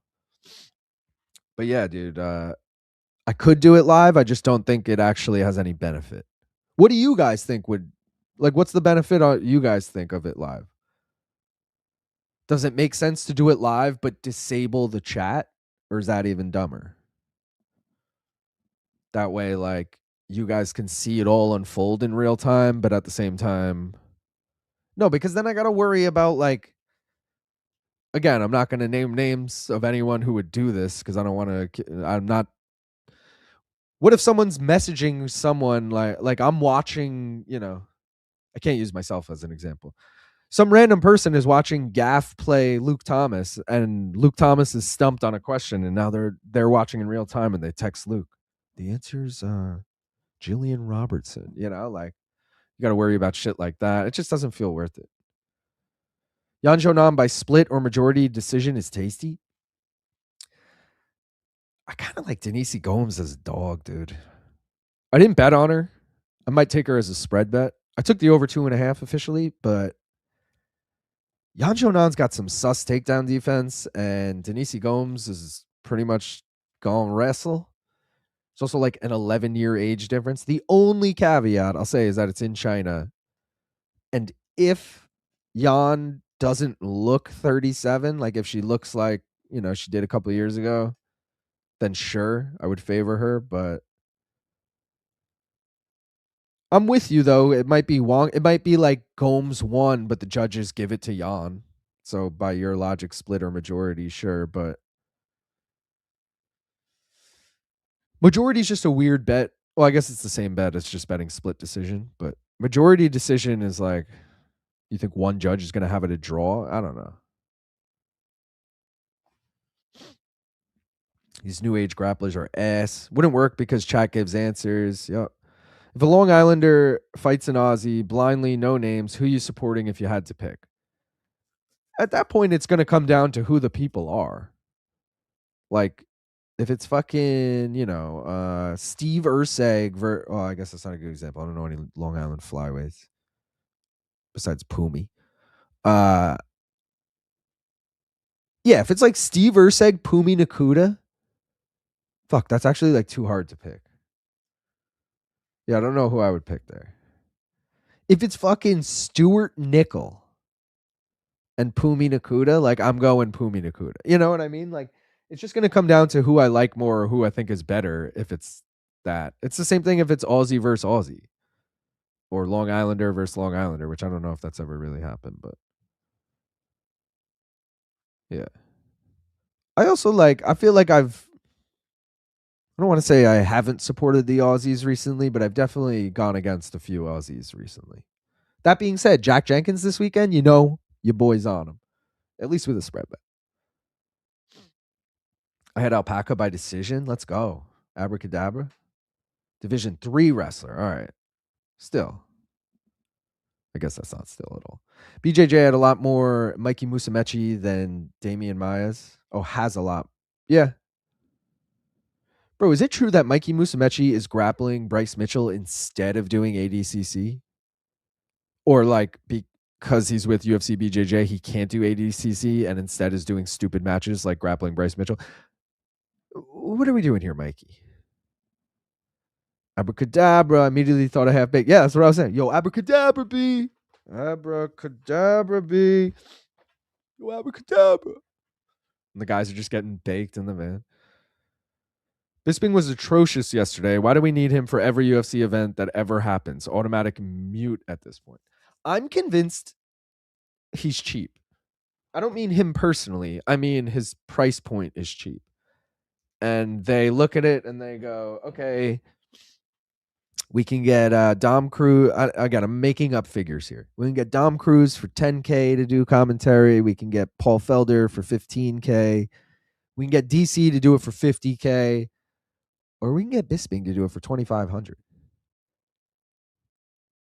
I think we go the Bisping route. Like, I feel like that's where it is. Like, it's price tiers, and Bisping's in the low price tier, and they're like, give us a low guy. Same reason with I mean, I know it's a good opportunity to give the B squad, for lack of a better term, more time to get reps and shit. But same thing with the fucking whole commentary. The guy doing lead, I'm sorry, I don't know his name. And then the dude in ring announcer, Justin Bernard or whatever, like, there's no denying that Justin Bernard is cheaper than getting Joe Martinez or Bruce Buffer. Like, so not only are we, let's get this guy ready to once take their spot one day, but let's also go the cheap route here and whatever. It's when they put him on like a fucking card again this weekend that we're going to be like, why is he on this shit again? He's willing to fly to China. There's a reason Michael Chiesa is debuting on the Shanghai card. I guarantee they went through the list of the low price points and everyone denied it. Bisping was like, I'm doing Contender Series Tuesday, mate. And then they're like, Chiesa. And he's like, I'll fucking fly from Seattle to China, baby. Let's do it, you know? Which, by the way, do you go? I guess you just fly that way at that point, right? Like you're flying to Australia almost, rather than go like, yeah, I don't know. Either way, man, that's fucking. It's almost like when you see like a Cody Durden fighting in Shanghai, and you're like, why is Cody Durden on this card? And you're like, oh, because they needed a last minute replacement, and who's the only motherfucker who's gonna fly 20 hours across the world? Cody Durden. Yeah. Get that guy in here. You know, Bella needs a lot of work. Yeah. I have a feeling next time we see her, she's gonna look really fucking good, but I'm not impressed whatsoever now. Public drove the price of Bella up too much. She's got all the intangibles, but she's green. I think it's less her getting fraud checked and more the public coming back to reality. That's true, but also like, even if the public like, okay, she was minus 3,600. Let's just say the public, for your argument, didn't juice that up.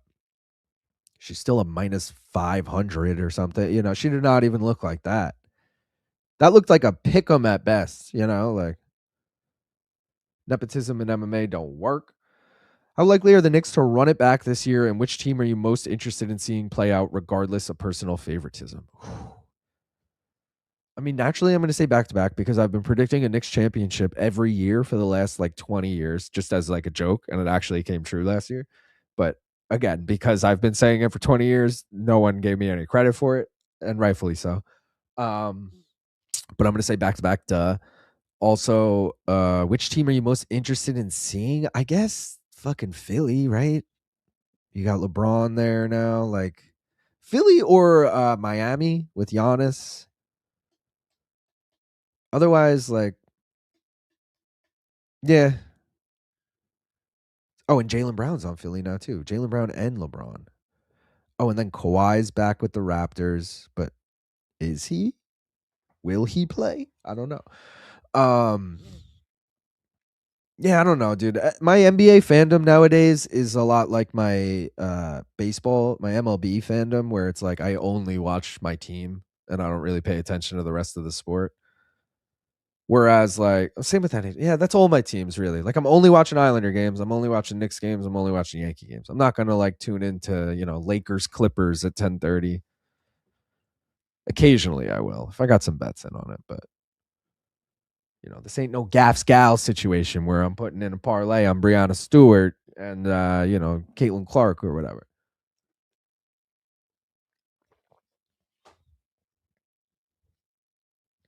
Like Andy Hickey said, at 23, Bellamere loses her undefeated record and moves to 4-1. At 23, Frank Mir lost his undefeated record and moved to 4-1. He was a UFC champion less than 2 years later. I saw that tweet, but I was also like, this has like zero context. Like, did Frank Mir look like absolute shit as a minus 3,600 favorite in his fifth fight? Did Frank Mir? Who did Frank Mir probably fought like fucking DC in his? Frank Mir probably fought like a fucking killer in that fight, not some chick who is barely trying to. Ian Freeman, he fought. I mean, Ian Freeman 20-7, not a bad record. Winning record in the UFC, 2-1.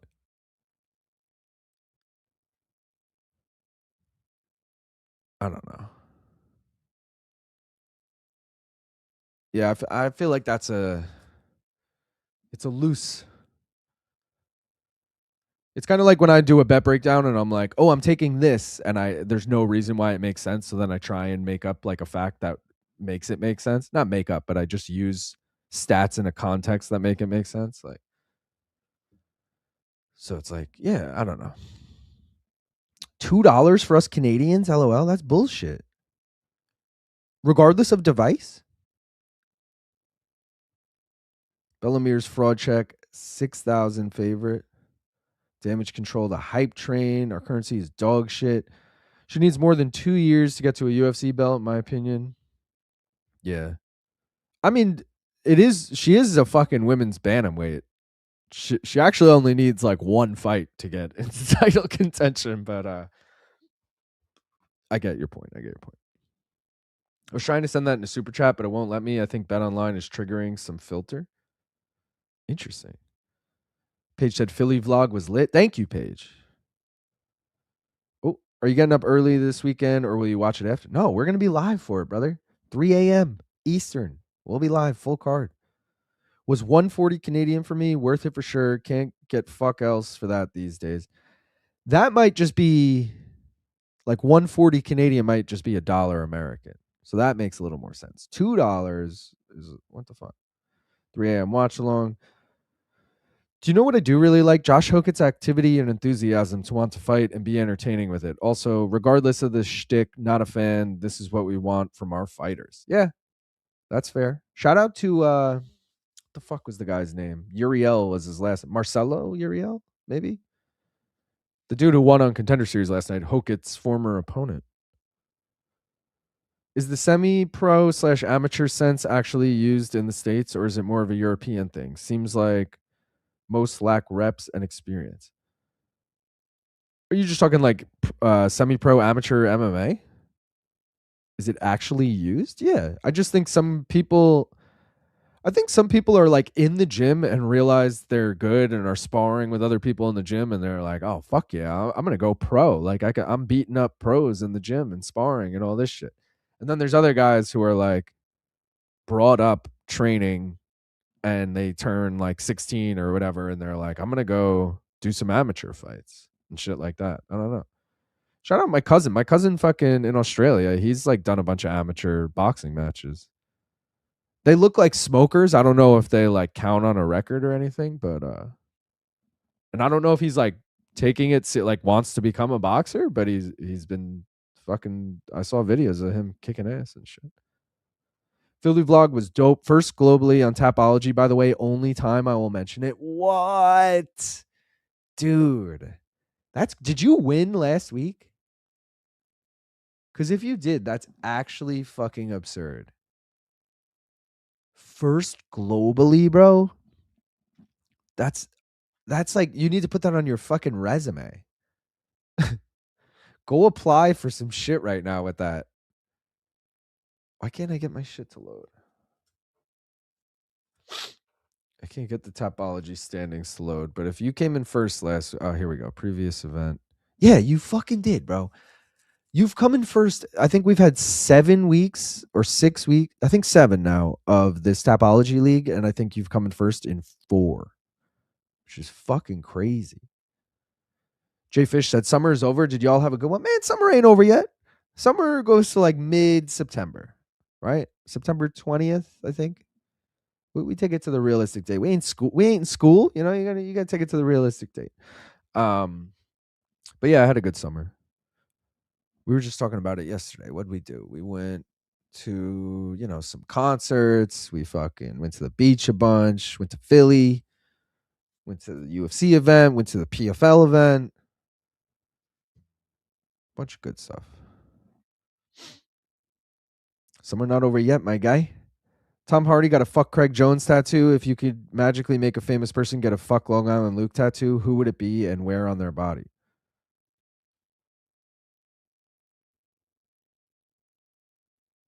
I think it would have to be somewhere everyone looks. So I'm thinking like a Dern tramp stamp, or like or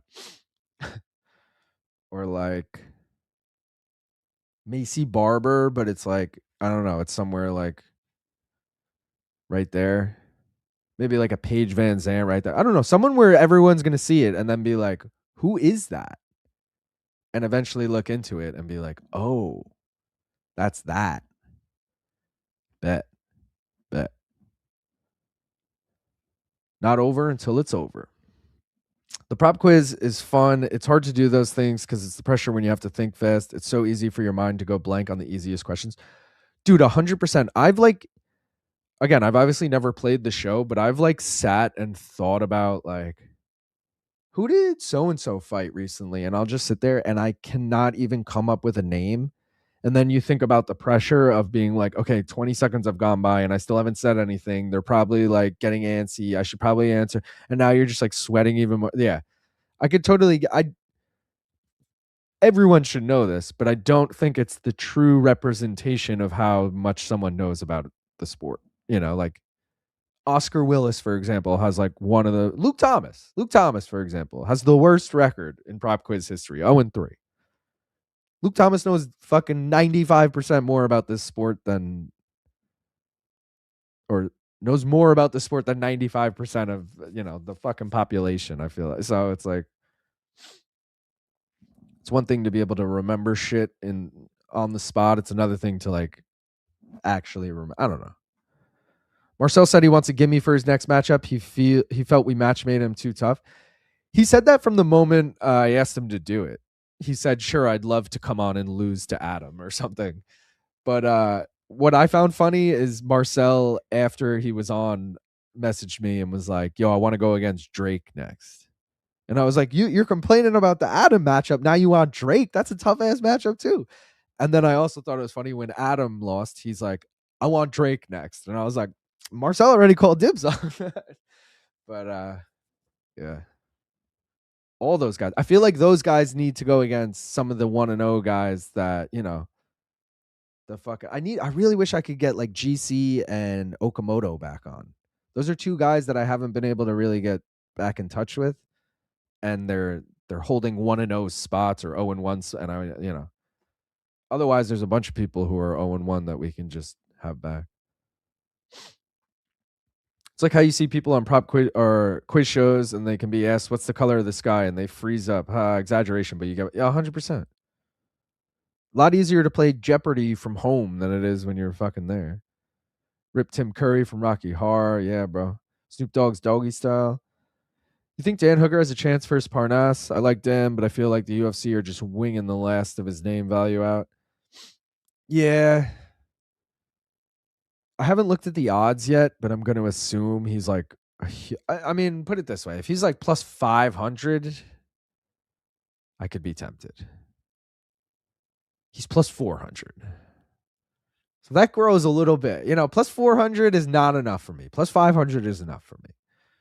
So I could be tempted into a Dan Hooker bet, but I don't think he's going to win. Lazy, you just ruined my morning. Gaff did it. You listen to any Black Thought or The Roots, should be a top 5 MC for anyone. You know what my beef with Black Thought is?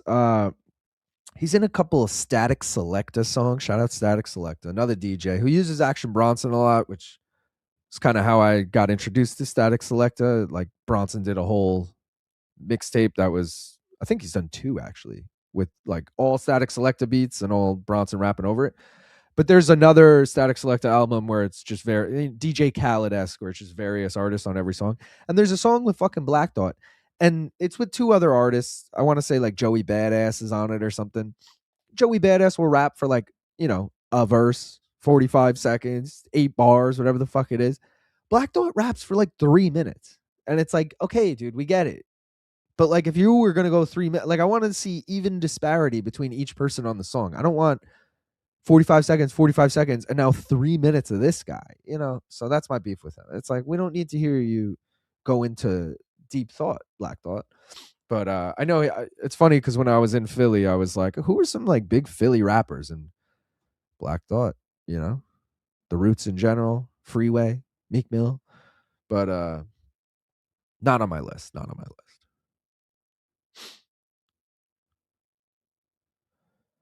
UFC Rosas Jr. versus Ione Barcelos sucks.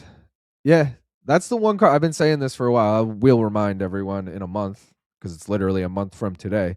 But that's my best friend's wedding, so I will not be doing a watch along for that. Gaff will be doing it over on One More Round Fights. Again, we'll remind you when it gets closer. But I'm very happy that is a shit card, or at least a shit main event for now. Not a shit main event, but like a weak main event.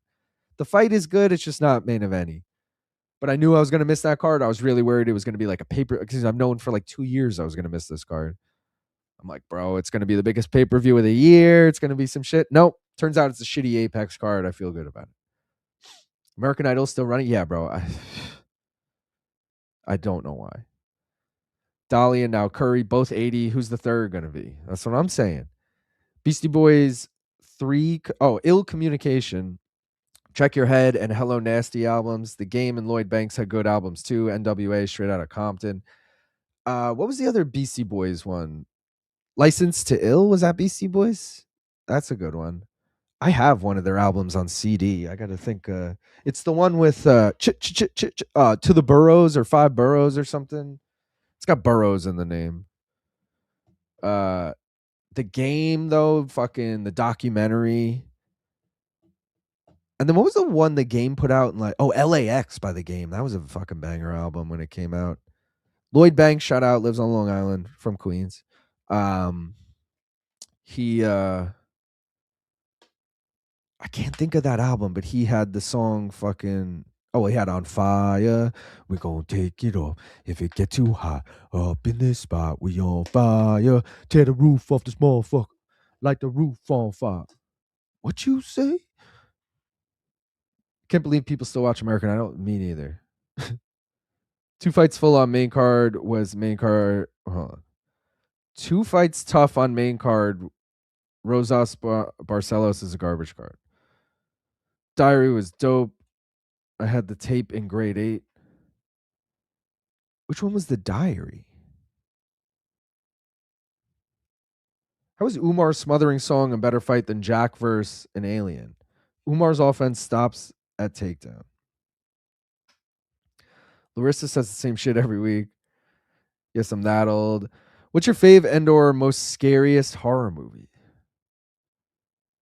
My favorites are going to be they're all recent, but all the fucking like good, funny ones that have come out recently, like Get Out, Us, the other one by Jordan Peele that I'm blanking on with the fucking aliens. And I just saw Obsession. That was really good. I'm trying to think of I love Scream. Like that's another like funny, scary movie. Scary movie, obviously. Trying to think if there's any older ones that I actually like.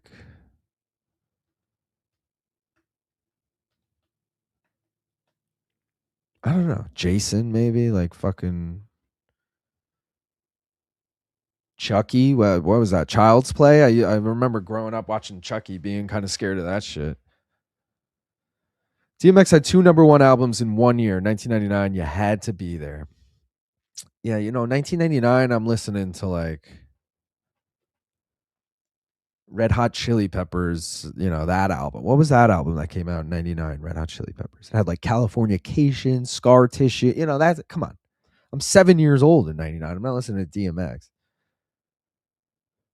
Slippin' was a DMX banger as well, but I sort of agree with you, to be fair. We smoking sour diesel. DMX was a real one. Hokit, Taporia, and Prop Quiz would feed nations. Hair Metal clears abortion rock. Jim Jones and Max B. Sour Diesel is another classic. Shout out Jim Jones, Harlem's finest. The more we row, the better it go. Girl Talk is one of the best live concerts I've seen. It's so funny you said I had 2 friends in college that went to go see him as well, and I was like, "You're gonna go see a DJ live?" Like that was back when it was like weird. I feel like to see a DJ live. We're talking like 2010, and I'm like, "You're gonna go see some guy just hit play on the computer?" DJs are gonna take offense to that. I understand more goes into it than that. That's just how I felt in the moment. Nas, legendary bars, terrible beats. I seen that Rowan once at a live show. Opening metal band was so goofy. They had Viking dancers with swords and shit. That's fucking hilarious. Don't talk shit about Biggie, sir. I'm not talking shit. He's clearly like Biggie and Tupac. They're too over. It's like, who's your favorite basketball player? Like LeBron, Jordan. Like, all right, dude. Like, who's actually your favorite basketball player? Mega Man, that's got to be one of the hardest games ever. What console games do you find really difficult? Fucking like Grand Theft Auto. I used to play like GTA. I've mentioned this before, like Vice City and San Andreas and shit. I would never be able to beat them, but they were fun. I don't know. I'm really not a big video game guy. These are the things you guys learn. Video games, movies. Nope. Big L was great, bro. I think he did better than Jay in the freestyle. I forgot about that. What was the Jay-Z line in that freestyle? It was like, I'll raise hell till it's hell. He used it in a later song. Only 6'7" I acknowledge is 6'7". Big L's verse on DITC Day One, legendary. I rarely say this, Luke, but two massive L's saying Big L and DMX are overrated. Shake my head. Just saying, bro. DMX more so than Big L. Like, I actually think Big L could have been great, died too young. DMX, we had plenty of time with him. No one was raving about DMX until he died. That's all I'm saying. Yes, please. And did J and M got M's verse? Hold on. Yes, please. M did, and J got M's verse first because Renegade was a Royce and M song originally. Interesting. Nas was discovered by MC Search at third base. First song ever, Nas was on Back of the Grill by MC Search, who gave him a verse on the song. That's dope. There was a point on NYC radio where Jay-Z was just coming through as Big L's boy. Big L was legit. Jay-Z got Big L killed. Nas did a really good duet with the Beastie Boys, too, on their song Too Many Rappers. That song is fire. Let's go. Yo, shout out to fucking Dorito Ho, who just gifted 5 memberships. Let's fucking go, Dorito Ho. Appreciate you. This man or woman is a hoe for the Doritos. I'll tell you right now. It's crazy. Blue or red? What are we talking? What color? West Coast for life. Hit him up. Didn't Jay get first on radio while doing freestyles with Big L? I heard those tapes. I got the overtime idea from a Matt Hughes fight from 2000. Thought it would be cool. LOL. Implementing would be a nightmare. True. You fuck with Cormega or KA at all? Some of the most underrated New York rappers, in my opinion, at least relative to how good they were/are. Nah. The most underground I got with like New York rap was like Immortal Technique and shit. Shout out Immortal Technique. Jack Nicholson, safe for now. Anyone remember the rapper Nine? He made that song What You Want. It was big on the East Coast in the 90s. I remember Tech Nine, Royce da 5'9", not just Nine though. Tim Curry from Home Alone 2, yeah. Isn't Jack like 90? 89, we looked it up. Gaff the Reaper cometh. Jack Nicholson and StreamYard, count your fucking days. Haitian Angel of Death. If you got a fighter on prop quiz and their opponent loses, then they have to spar 5 rounds with them in the cage. That'd actually be great. But the odds of them both living close to each other are slim. Bonnie Tyler died recently too. I don't know who that is. Tell Gav to shut the fuck up. Save the cheerleader, save the world. No respect for Dolly. Shake my head. LOL. Why Nelson still breathing somehow? I'll do a dab in between every question. Keith Peterson is in Islip, right? Go hit him up. Is he actually? I know Keith Peterson wasn't he in like a punk band or something, like from like Jersey or something? Is he actually live in Islip? What a fucking random town to live in. If you're going to be a ref and live on Long Island. Bro, we just got 2 super chats. We got to go through these quick. Shout out to Paige for the $2. She said, we had enough time with DMX. Is crazy, Luke. Everyone's coming at me for this. I feel like all I'm saying is like the Big L, the Biggie, the Tupacs of the world. The reason they're so hyped up and so legendary is because we never got to see, even like Nirvana, you could put in this category. Kurt Cobain, like we never got to see their full potential. We never got to see them sell out. We never got to see them go bad. We never got to see any of that. That's why they were just on an upward trajectory and passed away. DMX, all I'm saying is he had reached his pinnacle and was probably also on the way down when he passed. Still a legend, still great, but he's not in that same like who knows what would have happened thing. We saw it happened. The man was like 50 fucking something years old when he passed away. He wasn't a 20-year-old kid with all, just got his first record deal and shit. Like, that's all I'm saying. And then shout out C Shank for the 400. I never know what currency that is. What is your take on the Eddie Hearn TKO drama? I disagree with Luke's opinion that Hearn has bitten off more than he can chew. I think Luke's talking about the broader picture. I think Eddie's going to win this argument. If we're talking like the whole Joshua Fury thing and Eddie getting paid and all that, I think Eddie's going to get what he wants and that fight is going to happen. And I think Eddie knows it's so going to happen, which is why he's almost using it as a negotiation tactic to be like, okay, we'll pay us and then we'll do it.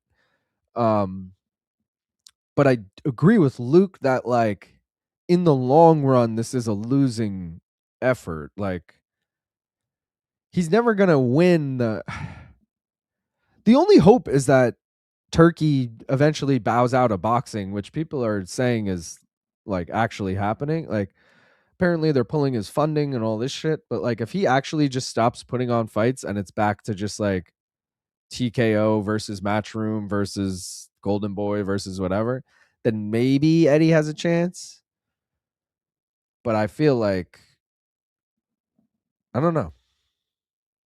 I'm not too entwined in boxing to know enough about like where everyone else's heads are at as far as like the Frank Warrens and like, who's that other guy who promotes Clarissa Shields? Dimitri something. Like, I don't know where those people's heads are at, like promotion wise. Are they siding with Saudi? Are they siding with staying independent, DAZN, whatever the fuck you want to call it? I don't know. But it's interesting, but it's not like, I don't know. I think Eddie's gonna lose that in the end, unfortunately. I got it. Send a questionnaire out with prop quiz applications for new contestants. It's not a bad idea, but also like, I'd rather just be like, yo, members, send me an email or something, you know? Like, what is the question? Oh, just so I have ideas of what they're about. It's not a bad idea. I wish fucking real people would hit me up. I wish I got DM'd. Shout out to Alex Behunin. I wish more people did that, where they DM me and they're like, yo, I want to come on. And I'm like, great. Doug Vasquez did that too, both of them. But they also like understood, okay, give me like a month. Give me time to fucking make you a game and I'll bring you on. I need more shit like that. 5 simple questions. 8 simple rules. Hayden was killed. She was the one with the Klitschko's who are apparently mobbed up. She was talking about Epstein level shit. Oh shit, we're talking conspiracies now? I didn't look into this at all. What, you don't know who Cecil Peoples is?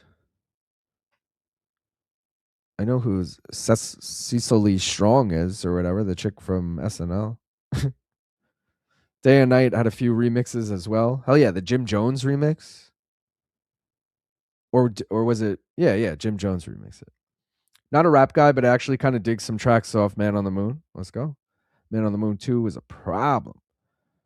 Donald, Danny is the actor. Call Empire Direct. I knew it. The Menards jingle, if you know, you know. But you know, Sleepies, trust Sleepies. Sleepies for the rest of your life. You're right. There's just Sleepies in my fucking town. At least I think, maybe it's actually not a Sleepies anymore. It used to be. It's still a mattress store, but I don't think it's Sleepies anymore. Stanley Steamer. Empire commercial was peak daytime TV. Empire commercials. Sleep Country Canada. Why buy a mattress anywhere else? Favorite old school animated show theme song. Doug is catchy. Rocco's Modern Life by the B-52s. What else? Yeah, what was Doug? Do do do do do do do do do do. Yeah, that was a good one. Hey Arnold with all the just like whistling and move it, football head. Hey Arnold. No, it's probably Doug, right? Rugrats had a catchy theme. Yeah,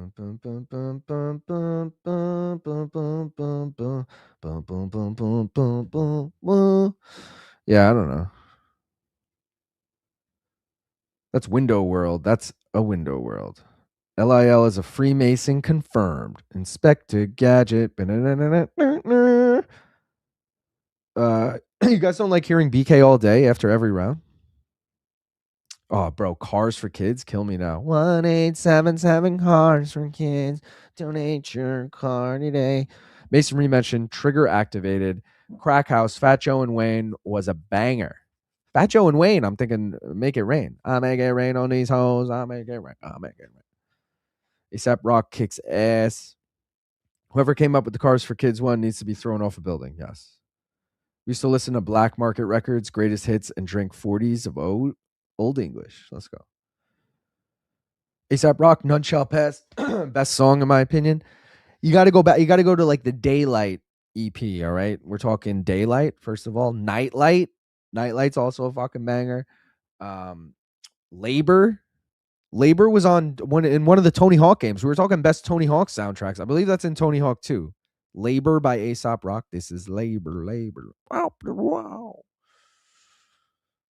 I can't. ASAP Rock is a lot like trying to sing Pearl Jam, where you like don't actually know the words, you just know the sounds he's saying because he uses such big words and raps so fast that you're just like, yeah, you know, like Pigs is good too. None Shall Pass is a banger.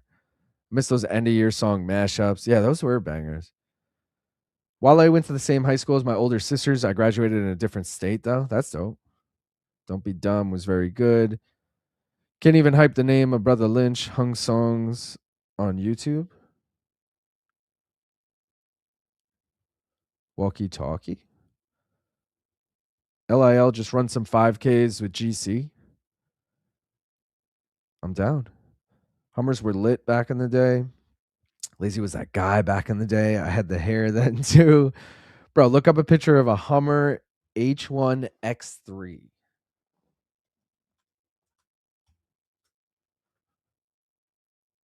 Oh, yeah. Wait, what? What the fuck is this? The size of the tire is the size of a human?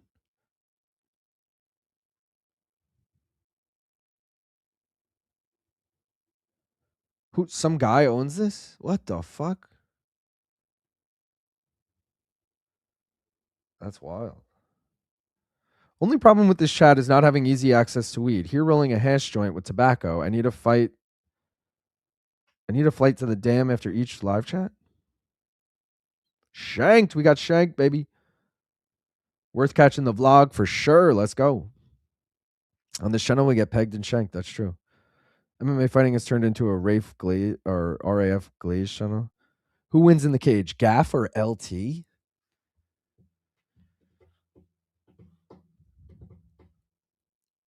So Gaff's a big dude, but I also feel like LT's a lot bigger than Gaff. But it's the age thing at this point where I feel like LT is just old and washed. It would be close. In their prime, I'm picking LT. But today's day and age, I might go Gaff on that. I saw someone calling that Cory Booker senator or whatever. He has the APAC Shakur lazy bed.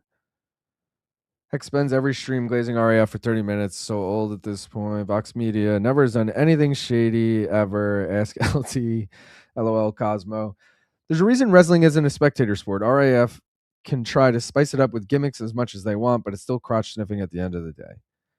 Yeah, bro, I've never watched an RAF event. I just like, even this weekend, it was like, oh, like I had no idea Marab Cejudo were competing. Who the fuck else competed? Buckley would like I had no idea any of these matchups were going on. Jordan Burroughs, Sean Brady. I remember Luke Thomas mentioning that like a month ago, but I don't like I would have never remembered the date. Bo Nickel wrestled. Like, does anyone even? Yeah. More likely that RAF are angling for a TKO buyout. Probably. Did you bet on Alexa Avocado? She did the biggest fraud check in UFC history. I did not. I cannot bet on Contender Series in New York, unfortunately. Needed more shots of the cheesesteaks in the vlog. I thought that too, Kevin. You know, I thought that in hindsight. I was like, we didn't take enough pictures of food. I hate when people take pictures of food. Also, naturally, I'm not the type of guy who like pulls out their phone to film things. So it just felt awkward all week between me and Gaff both pulling out our phones for everything. Ideally, in the future, we have like a third person filming us. Because then I feel like we'd have twice as much content and it would all be so much better. Like, while I'm eating a sandwich, they could be filming the food rather than while I'm eating a sandwich. I can't film because my hands are all messy with this fucking messy ass cheesesteak. you know? But I think me and Gaff both were like, bro, we don't know how long this is going to be. It might only be 5 minutes long. That's literally what I said to him. And then it ended up being 20 minutes long. I was like, all right, we actually got a lot of content. We just got put to bed. I think the current method is fine. Tucked into sleep. Brings up a good question. Recently, have we ever had a fight between two Long Islanders? Yeah, I don't think so, dude.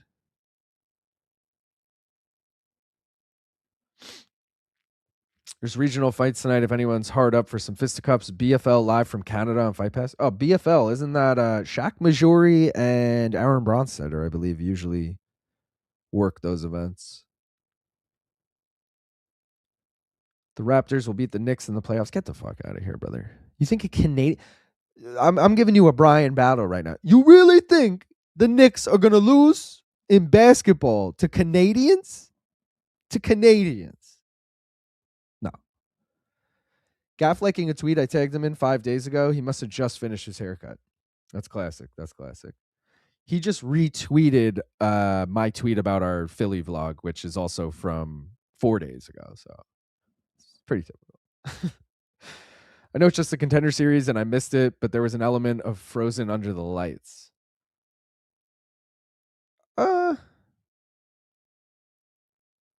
I disagree with that. Also, if you missed it, how can you say there was an element of that? She looked comfortable in there. She just didn't look good at fighting.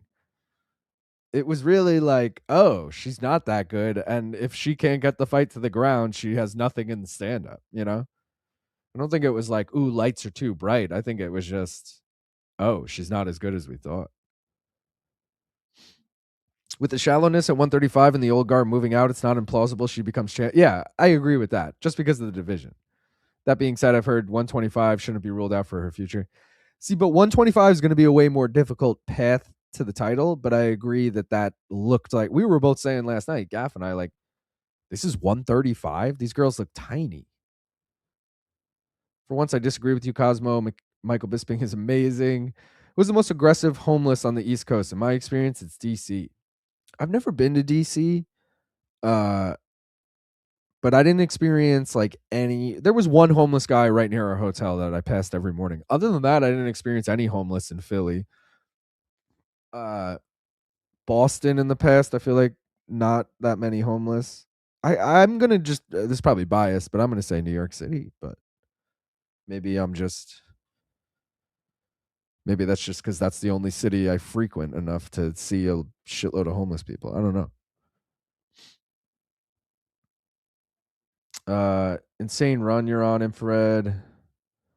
We've been governing bodies over here, which also involve MMA nowadays. The kickboxing infra, which is part of it, is actually pretty good organized. Luke Thomas only watches the main and co-main fights. Christian, you're on about USA because an Irish person I know, we sent trainers over to help the USA boxing program. Might be better now. No Netherlands. Oh, yeah. No, ye are legit for sure. Into the Stoffzugerverse. Check him and Method Man's freestyle and Sway classic versus and equal integers. Don't forget Luke Thomas' favorite, Vinny Paz out of Philly. See, I don't fuck with Vinny Paz, but Vinny Paz was in like Jedi Mind Tricks songs, or was he in Jedi? Maybe he was in Jedi Mind Tricks. I fuck with Jedi Mind Tricks. Eye Against Eye, great song. I can't match Infrared, but I'm ranked 31 globally. Damn. So we have two people in our Topology League that are top 31 right now in the world. That's crazy. I was going to say top 50, but why even put it at that? On to the Five Boroughs. Yeah, good album. All their albums are Paul's Boutique, Hot Cuz Committee Part 2, The Mix Up, License to Ill. Yes, you're right. Amazing and very diverse back catalog. Yeah, I was never that big into the Beastie Boys, but I bought a bunch of CDs like, I don't know, a year ago for like $1 each. And that was one of them. Hot Sauce Committee Part 2, that was meant to say. Even Horizon is definitely nice. 1999, I'm listening to Smash Mouth, right? With the shape of an L on his fucking forehead, dude. An Open Letter to NYC had a fire beat too. That was on the Five Boroughs also. Slipknot self-titled album in 99. No, Slipknot was like Duality when that ssong came out. I remember being into that. That was probably like 04 4. Does that sound right? Event Horizon, one of the best sci-fi horrors. Not able to make it live. Here's a couple of memberships. Let's fucking go, brother. You watching BKFC Fenway Saturday? No. We have after the watch along, I got a fucking barbecue to go to Saturday, so I'm definitely gonna miss that. Chuck's gonna be there though.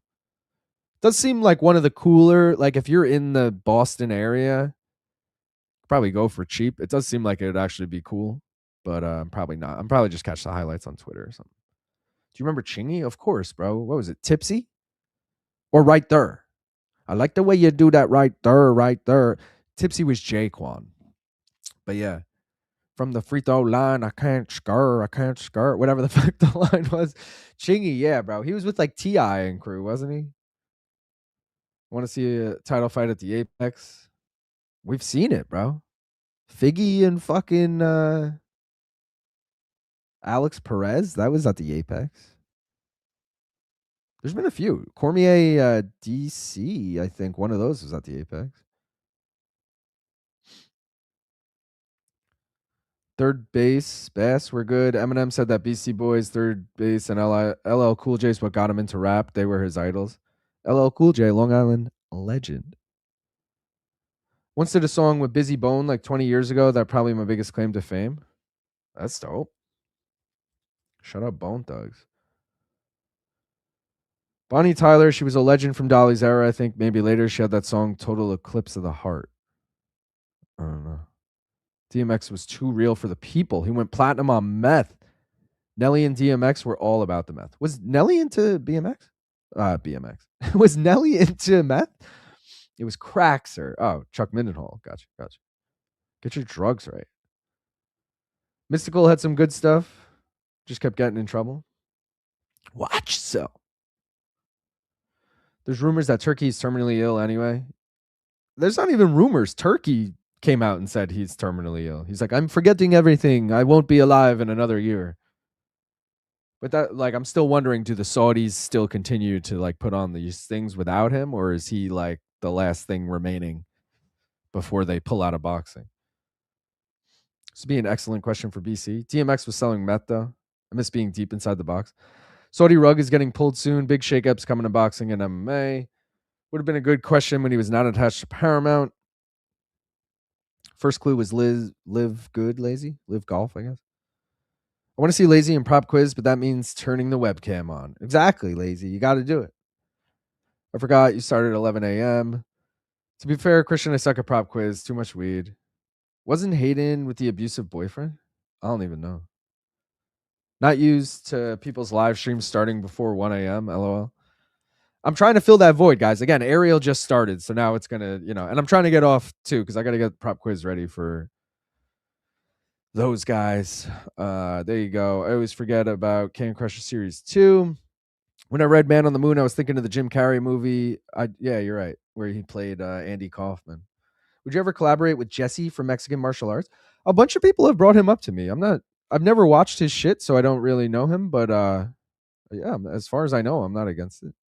Maybe he can be in the YouTuber prop quiz thing. Cecil is an old school MMA ref judge who was the original Herb Dean with terrible calls for years. Gotcha. Sleepy's my goat. In that case, do you versus Drunker Danger Mouse? Jesse on Fire versus Steven Seagal on prop quiz. When? Steven Seagal, bro? If you watch Hey Arnold as an adult, it's dark as fuck. Cars for kids. I don't need to be drunk to be bad at MMA trivia, Christian. Labor Days, Underground Classic. Hey, Arnold is cool. Switch on him. Lots of those old school shows. A Rocker's Modern Life as Adult on Paramount because of all the subtle adult jokes. To Ren and Sippy were wild too. Tony Hawk Underground is the best. Yes, the first Tony Hawk Underground. You're correct, Mike Oakley. Best take of the day anyone's ever had in the chat. It's more fun for us, Danger. Sacktown Legend, Brother Lynch. Season of the Sickness. Gaff because he isn't afraid of touching other men. LT takes him down and it's over. I feel like Gaff has huge striking advantage. Gaff still hasn't thrown a kick on stream, just saying. When they touch each other off the field, then it becomes a sin. LT would be close to submitting Gaff, but Gaff would ask him if he wanted to run a train after, and LT would start freaking out and lose all composure. Gaff would win. Knicks fans have one good year. They think they can talk shit. Brother, I've been talking shit. Again, it's just delusion. It's like I say the Islanders are going to win the Stanley Cup every year, which, by the way, guys, 2026-2027, New York Islanders Stanley Cup champions. Mark it on your calendars. It's August 26th, 2026. I'm calling this 8-9 months in the future, whatever. Islanders will hoist Lord Stanley. It's never going to happen, but I got to make that prediction every year so we can go back to that. Was there? I said my bed. It read awkwardly. How far back is Luke in chat? I'm pretty far back. I don't catch the Padilla sub live this weekend, but when I saw the replay, I noticed Cruz call the sub tight and say it was over, and it was. How refreshing. I agree. Bella will be signed if she keeps fighting like that. I don't like Jedi mind tricks. 1 second I'm saying, no, I don't want to sleep with you. The next thing I know, I'm butt naked with the blue lady. I think I like Iowa of Slipknot more. Hieroglyphics, Jurassic 5. Where you motherfuckers at? Pop, lock, and drop it. Beamer Benz a Bentley. Oh, that was classic. Beamer Benz a Bentley. Beamer Benz a Bentley. In the club. Hey, baby. Hey, baby. Eli Luke looks like a stud in the thumbnail. All right. Everybody in the club getting tipsy. Shout out Hurricane Chris. Same question, new week. You already know. If it's about the strain, it is different. It's not the strawberry because I ran out of the strawberry and then I realized I had another jar with some other shit in it. So I don't actually know the strain. But either way, I need to, like, maybe even today, I need to grab. I should have new shit for Shanghai. I got a fake ID, though. Shout out to all the white folks, gangsters, and the thugs. Ngannou Stipe 2. Willie Nelson has a THC drink. I'd love to drink Willie's. All right. All right, Chad, I got to go. Peace. He just drops that and then leaves. Saudi getting bombed, bro. They don't give a fuck about boxing. We won't be watching aerials. Wait, final thing. Shout out to Heroes. We didn't say the cheerleader, which explains why the world is so dog shit right now. Will Prop Quiz do a daily double? Bring back Mike Trottier. You mean Brian Trottier? Guys, that was it. I think that's it. Right? We got fucking Shanghai this weekend. You already know. You can follow me on social media. Main Car Minute everywhere. Please also, guys, if you have an Instagram and you have a Twitter, follow me on those two platforms. I'm trying to fucking get a sponsor or something, and I really need your help because my YouTube looks good, but all my other social media, just the numbers are not there. So if you don't mind, please do that. Go subscribe to Gaff as well. One More Round Fights. Go subscribe to Morning Combat, and go subscribe to the Mac Life so you can catch Foes to Bros as well. I'll be back. When will I be back, guys? Today is what? Wednesday. I'll have my 60-second bet breakdown out tomorrow. The 10-minute bet breakdown is already out today if you want to go watch it. Otherwise, Prop Quiz Friday. I'm recording it in 90 minutes.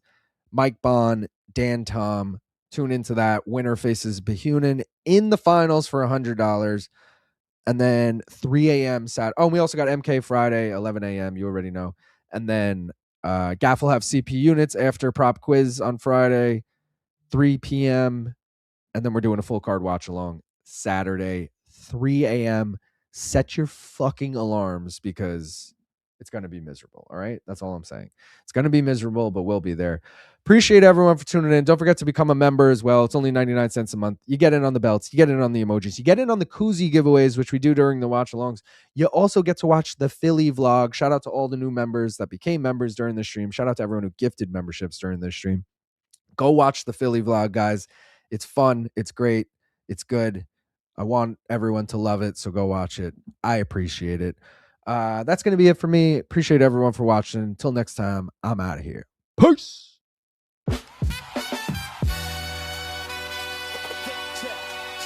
Check, mic check.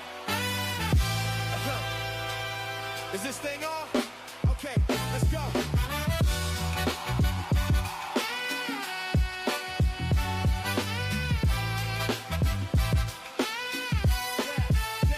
heard you come for the open. And stay for the close on MCN with LIL. Pop quiz and foes to pros. Step up in the multiverse, grab a bag.